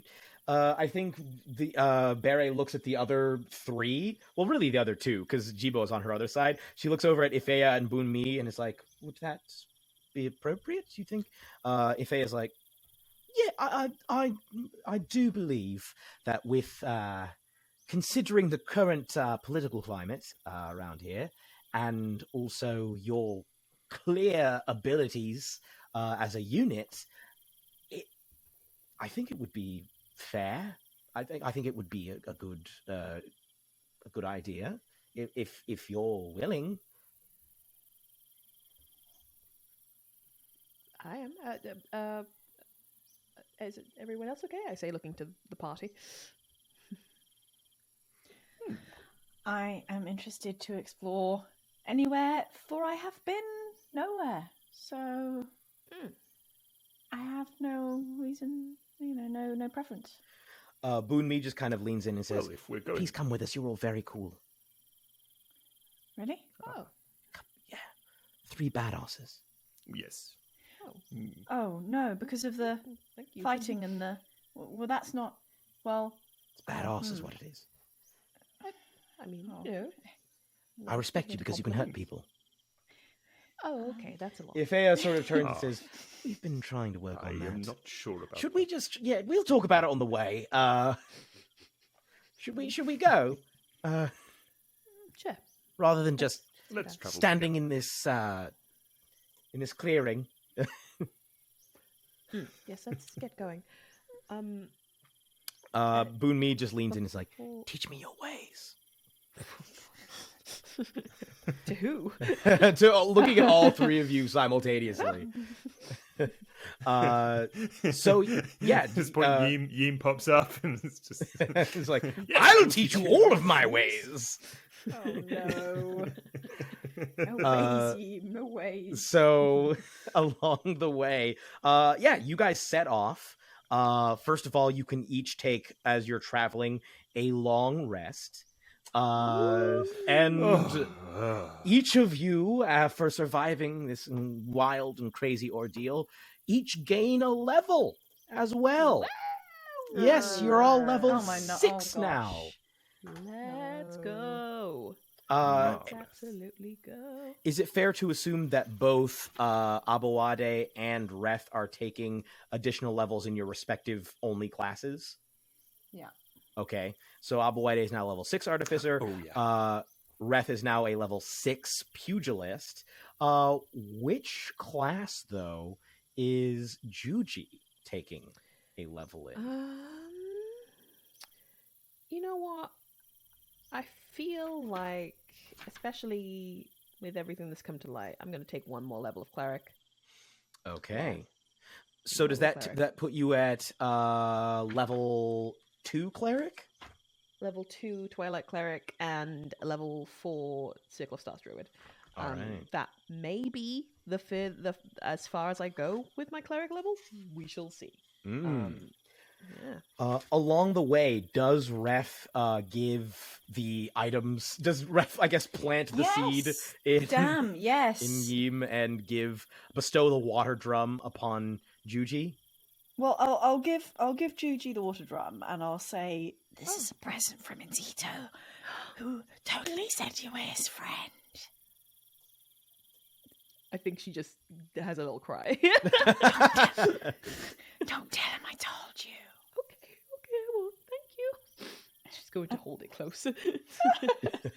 And I'll explain what it does and everything, Mhm. obviously. Excellent. And then I should go to Aboade. And I shall say, "Aboade, hello. Hello. I have this seed, which Well, that's very nice. I thought, Yeah. so you and Yeem are great. Are you together? I didn't know how to define your relationship. Married. Neither do I. Yes. It is unique in my experience. We share Well, a very close bond. Good, Sort good, of like a because you can- parent-child, but I'm actually much older. Oh, So it's all sort right. of Yet Well, still an the child. unusual. He says, "I can't tell if I have been insulted, but no matter. That was I'm going to great. keep telling this child how to kill people." Turns back to Boonme, who is not a child, is very much an adult, a very young adult. Turns back and says, "And so here is the femoral artery." As you guys are like heading off. Aboade is just going to look on, beaming, just, the innocence of the child. Innocence of childhood. Yes. In any case, Aboade. Anyway, your lovely seed. Are My you going point to plant it was- somewhere? My point is that just as you and Yeem share a very special bond, I thought you could also share this seed, which is a gift for you from...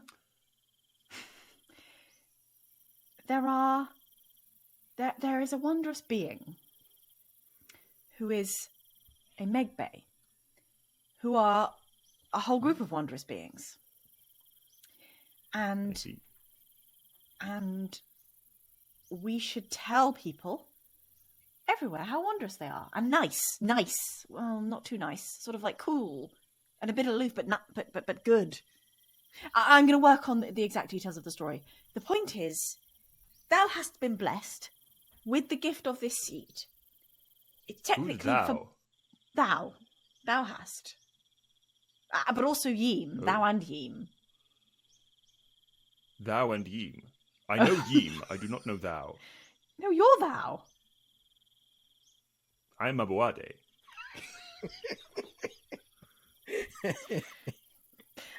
Aboade, I beseech thee, take this seed and plant it in Yeem. Who's thee? Is thou and now there's thee? Who are these people? Those runs. Have you been experiencing any other symptoms? You seem a little out of sorts. You are talking about strangers that I do not know. I thought for a while when I first arrived here that I was speaking weird. And everyone here spoke a certain way. I now see that perhaps that was not the case. I would like you, Aboade, to take this seed and plant it in Yeem, and it is a gift from a wondrous Megbe, and you should, be very impressed by the Megbe. What does it do, this seed? Would it grow into a tree? I fear that might interfere with the delicate mechanisms that Yeem is made up of. I believe you should have faith because you will see, and it will be most wondrous. And yes, there might be some vines, but they'll be really great vines. And then you'll realize that the Megbe people are great all along. And then you could, if you wanted to mention that to other people that we meet, that would also be great. Thank you. I mean, that's not a condition. The gift is not given on a condition, by the way. I'm adding that, and I feel like that might be undermining my story about how great they are. But they are great. Well, I suppose it remains to be seen, but, well, I trust you. And so I shall request of Yeem that he relinquish his back for the placement of this seed, and should it grow into such wondrous vines of which you speak, I shall henceforth extol the virtues of the Megbe, you say. Yes, but make sure you're doing that of your own free will and not because I've asked you to, or as a condition. Well, very well. I shall wait for the seed to bear fruit. Yeem! Yes? What do you think of this? I'm gonna make the request of Yeem. A seed planted in his back. Yeem is like, play that if you like. Yeah, I think all he's basically says, I have never been the receptacle for a plant. Please stick it in me. Let's take our relationship to the next level. He just looks up and says, he just looks up and makes eye contact with Reth, and is like, this is normal. Aboade just sort of sticks a hand inside of Yeem opens up his back, and Aboade just sticks his arm, I guess, to plant the seed. And he says, as you draw. I'll get Tinker's tools out and just sort of recraft a few of the springs and coils to make a sort of little pouch in the just uppermost part of the upper back, so that there's just a little sort of thing that I can fill with a little bit of earth and put the seed in there, and it's sort of a little plant pot just in the top of the back there. He looks up and says, I feel as though after this we should stop referring to each other as father and child, and perhaps just very good friends. It feels as though we have crossed some sort of boundary, and I want to make it very clear to everyone who might be listening to this that there is nothing untoward happening right now. It was only a figurative relationship to begin with. Sort of looks around. Everyone gets that? Juji's watching this like a few paces away, and it's just like, "Thank you. I appreciated that. Thank you for the clarification. Good. Thank you. You're welcome. Yep.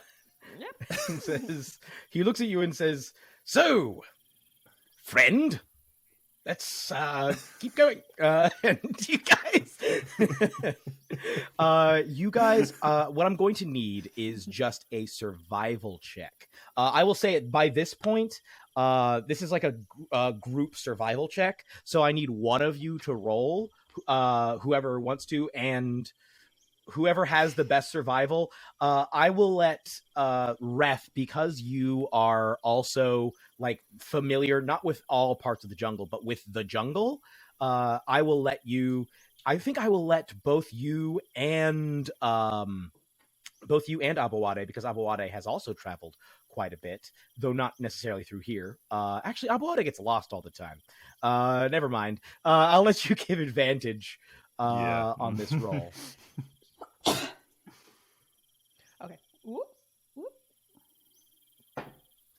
Oh, for goodness sake! Do I get advantage? No. Yeah, you have advantage. Ref gave you advantage. Oh, I do. Oh, sick. Oh, Yeah. okay, right. Yeah, I thought Aboade we can't had give you advantage. advantage. I was gonna let him give you like a +2, Right. but then I thought I was like, no, actually, that dude. Oh, I see. Look, he's very smart, I mean, I don't but even his have a sense of +2 to direction. survival, so. Yeah, his sense of direction is not great. Yeah. Well, it was better than the first roll. First roll was a 2. This one is a 6, so it is 13. Okay. You are traveling through difficult terrain here. The ground is not even. There are ravines to cross. There are spots of thick, thorny vegetation that you have to get through. Some days it's so hot and sweaty, you're just having to drink so much water to get through all of this. It is difficult to make one's way through this kind of terrain. And so it takes you approximately 2 weeks from leaving where you were now you're not like, it's not like you're traveling a day. It's not supposed to be like a day's journey. It's miles and miles away. You're crossing large swaths of land here. You're crossing a large stretch of land, but it takes you 2 weeks of travel to get up there. And please just describe for me, each of you, we will start with you, Juji. What is Juji? First of all, how is Juji feeling during this period, do you think? And what is Juji thinking or maybe trying to do during this period, during this 2-week time skip that we're experiencing? I think that Juji is going to, number one, to be in theme with like her taking another level in Cleric. I think she's trying to focus more on like the healing aspect of what she can do as opposed to the attacking aspect of what she can do and like the harmful aspect. So that's when she like, starts harnessing some powers that can, help bolster her team and stuff. As well as that, I think she is going to just she's trying to condition herself slightly to not be as afraid as she once was of the withered woman, because the worst, now she knows what happens. Now she knows what happens when she catches up. So knowledge is power in a way. So she's going to be trying to meditate on that a little bit and see if there's anything she can do to combat that. As well as that, she is going to use the drum, which, by the way, Jeremy just whacked that straight into my inventory. I didn't even have to. I went to do it myself, and it was right there. Yeah. Yeah, she's gonna try out the drum and use that to conjure a little spirit friend. Well, can you describe for me what this little spirit friend looks like when you conjure them? I think little spirit friend, I feel like, yeah, because I want it to be quite a small little guy. Let's see. But what's native to like all sorts of small things. There are all kinds of insects. There are birds, small reptiles that live in jungles. if you're going for like a mammal, you could get like a tiny monkey. But it is kind of a fae situation. So whatever you would be summoning would be like essentially a spirit. So it would look like a little monkey spirit or a little lizard spirit, little like some kind of reptile spirit, some kind of like bug spirit, etc. Even a plant spirit. It could even be a plant-based spirit if you wanted. Can I have an elephant shrew? An elephant shrew. A little elephant shrew. Yes! Yes! Oh my god, Yeah. Noses, yeah. We will say, because this is like an elephant shrew spirit, it looks like a shrew, but with the big feet. Not the size of an actual elephant, but like big elephant feet, and its little shrew nose is much longer and is like a little elephant trunk. And it's got like its big ears. Its shrew ears are like abnormally large and can like flap and stuff.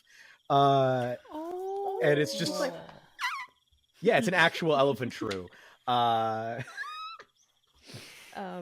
Juji is delighted. This is the best gift anyone has ever given her. She doesn't know what happened in her past life, but this is the best gift anyone's ever given her. He just sort of, I think as you summon this little dude, and he just sort of like pops up and is like, well, hey there.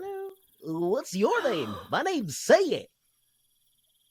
Your name's what? Say.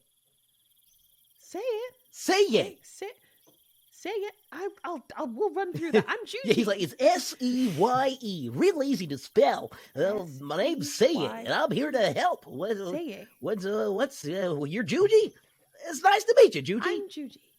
It's nice to meet you too. Put her there. His little trunk holds out, like with the little like it's a tiny little like trunk trunk. What are the lips of the trunk like are there ready to grasp you? Oh yeah, the little yeah.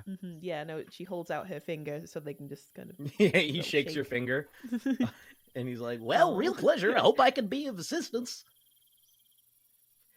Absolutely. Right now, if you could just help me fall asleep, that would be lovely. And then also, if you wouldn't mind, completely up to you, your consent is important to me.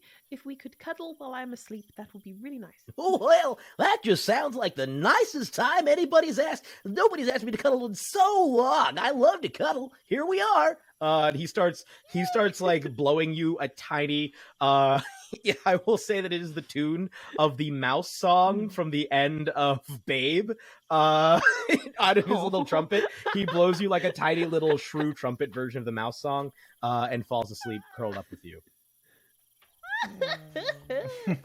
That's very nice. Okay, that's how she falls asleep for the time that they're traveling. One last thing. She is going to quickly run by Jimo's family and just ask them if they know anything about Ogama or Empress Takumba. Yeah, they would. Takumba. They would essentially. I'll rather than having play out every single person. Bunmi only knows what she's been told. I think Bere would kind of like.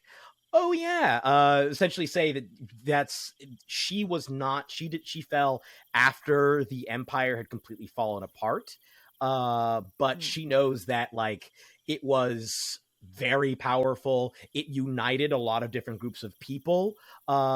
She will caution you though that it can be somewhat controversial. Some people were very pro Ogama. Some see Ogama and Takumba as tyrants who were trying to force people of different groups of different lineages together who did not wish to be together. Opinions are pretty split.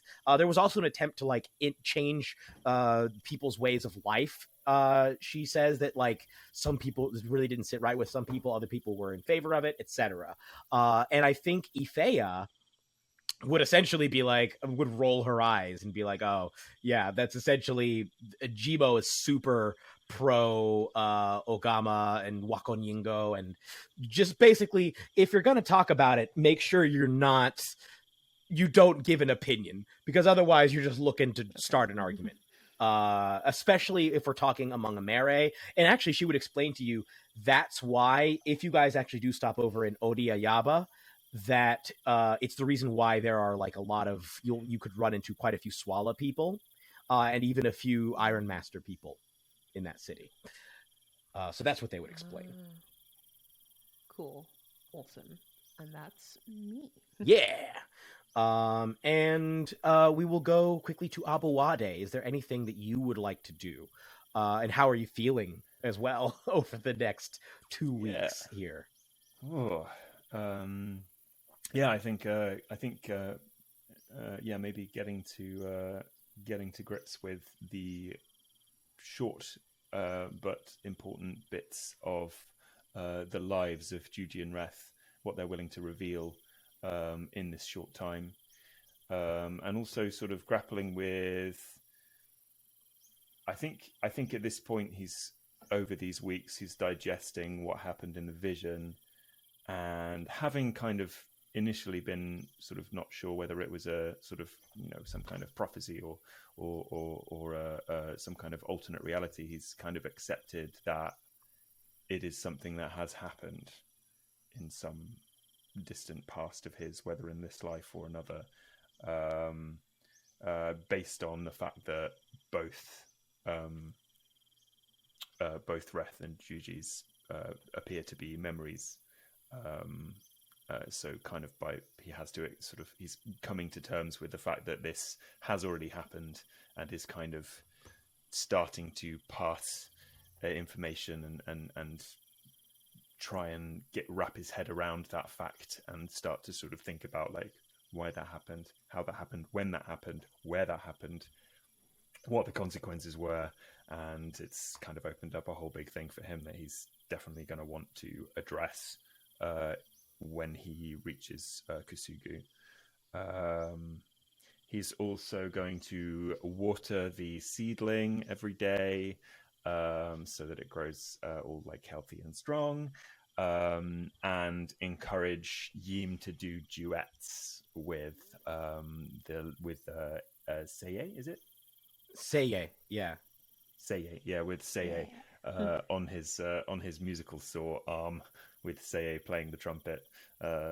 Maybe play some fun little duets there in the nighttime. And also like maybe a few short discussions about what to do with these stones that are just sitting in the bag, like whether they pose a danger at the moment, whether are there any experiments to be had about briefly maybe touching them, seeing what more visions can come, or anything like that. So like just would it be fair to say that the group kind of decides to run experiments when you're in a more settled area, not just like out traveling, and you can actually be like, okay, it's your more controlled environment essentially. Okay, cool. So the absolutely lovely. Is that it for Aboade? I'd say so. Yeah. Awesome. Throughout, Yim regales you all with various tales. You're really not sure how much of what he's saying is true, because after a certain point, it really starts to beggar belief. Yeah, you're not sure if they are actually true, if Yim is delusional, or if Yim just likes to make stuff up. But he loves to tell stories. So you are all regaled with those tales as you travel along. And finally, Reth. How is Reth feeling, and is there anything Reth wants to do and take care of on this trip? Not especially. I think they are just avoiding Boonmi and enthusiasm for violence, really. And they don't talk about the things that they saw, and they're just sort of trying to sort of leave it behind a bit and move on with all right. purpose. You pass through the beautiful. Oh yes, go ahead. Sorry, I don't think just because the new skill that he's developed from gaining a level should probably spend a lot of time practicing the tools and using his like thing. So let's say his weaver's tools have become kind of more like a sewing machine now. So he can just kind of, and he's gonna spend the downtime making like a big tapestry to gift to Gmo's children for them to show him. So like a beautiful sort of depiction of like his life, like up to that point from what information I have, so that when he sort of loses his way, they can use the pictures and sort of show him like the people that he knows and the people that he's been with and where they are and what's happened and everything. That is absolutely beautiful. Johnny. Yeah. You know what? Take some inspiration. That was absolutely beautiful. That made me happy. That was great. Yeah, take some inspiration. I don't have the right to give you inspiration, but if I could, I would. You've inspired all of us in this moment. And as you all reach the end of the 2 weeks journey, towards the end, you start to see more and more parties of people. It appears quite a few people were displaced by the activity of Folade and the Pridelings, and it's getting to be more. But first, it's like, oh, one group, and then it starts to be like, oh, dang, we're sleeping, and there's like camps that we can see in the area. There's like a lot of people, and then by the time you finally arrive at the huge walls of this city, these walls are gigantic, and it looks like they're made of like a combination of like mud that has been packed together, but also like trees and other plants that have been woven through. It looks like a wall of forest surrounding this huge city, and the city itself appears to be up like in the treetops, or maybe not in the treetops, but in the layer of forest above you all. That's how tall these walls are. And as you all are arriving and seeing hundreds of other people also arriving, if not thousands, mostly Emere, but you do see some groups of Swala. It is an absolute mash of people there. And it's like, especially after the relatively human-free 2 weeks that you've had, it's like, whoa! We have arrived back in essentially what appears to be a gigantic metropolis. And who has the highest well, that's not even a question. Juji, as you arrive, because you have the highest passive perception. As you all... I have 40. Yes. I might not. You have the highest wisdom of the group by far. So as you arrive at the walls amongst all of these people, most of whom aren't really paying attention to you all, one particular figure catches your eye just kind of as you're looking. A hooded figure wearing a full hood. You can't see their features. You can't see their face. The hooded figure appears to be throughout the crowd, just sort of facing all of you. It sort of leans its head to the side as it looks at you, staring in your direction, seemingly, though you can't see its eyes. And then another throng of people sort of passes by. In an instant, hooded figure is gone. Only Juji sees this. You see a hooded figure just sort of staring at you through a crowd, and then as a group passes in front of it, it vanishes. And that is where we will end this session. Thank you all for tuning in to this episode of Tales of Wagadu, The Curse of the Spider Queen. And thank you to our players. Is everybody doing okay? How y'all doing? Was that okay for y'all? It was a fun little time. Yeah. Liv has a sour face for those of you who are not watching the video, which you should watch the video. Liv has a real sour face right now. There's just always something, isn't there, Jeremy? It's probably nothing. Like I said before, it's probably nothing. It's just someone who... Yeah, they probably just thought you were all really attractive. And it's just like... They were probably just around. like, wow, that's like, oh, amazing. Well, that's don't want to be rude. And moved on. I Yeah. don't want to be Yeah. rude. I better dissipate into a mist. I've been there. Yeah, well, we've all been there. I've been there. We've all wanted to dissipate into a mist. No. He was like, I dissipated right after I had the runs. So No. Does anybody have anything you'd like to plug? We will start with you, Shamini. Speaking of the runs. I would like to plug my runs themed Twitter account. Lots of runs anecdotes, interesting times people have had the runs, interesting runs. That's all over at Bundell on Twitter. At Run With Check Me, it out. Shamini. Run with me, Shamini. You know what? Take another inspiration. I don't even care. That made me laugh. Yeah. Here, take an inspiration. Thank you. Yeah, I guess it's your turn, Liv. Do you have anything to plug? Oh, it is, yeah. Oh, it's me. Hi. Yeah, if you want to come hang out on Twitter, I'm at Does Dark Magic. You can also check me out with the video content over on youtube.com/dicebreaker. Tabletop stuff over there.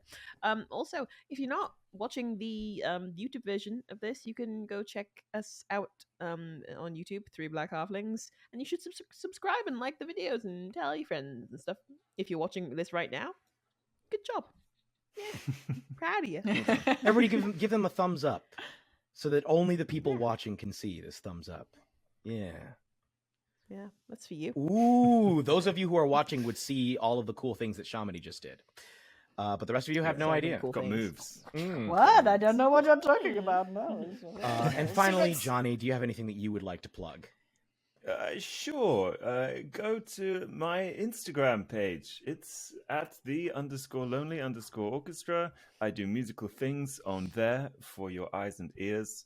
I also write custom music for people. So if you want a custom theme for your podcast, private D&D campaign, indie game, or if you just want some really triumphant and encouraging movement music for a particularly strenuous bout of the runs, then just slide on into my DMs.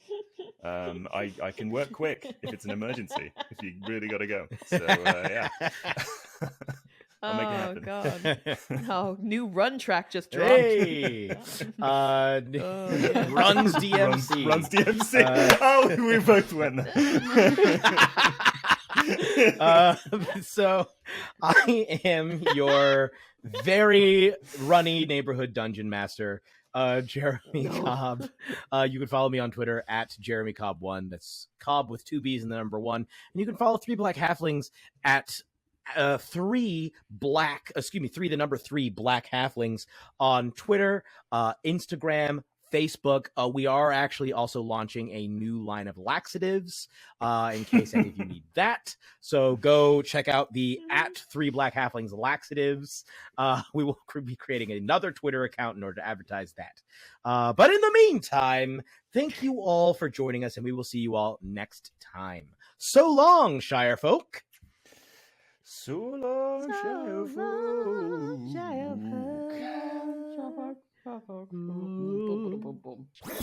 That was a Headgum podcast.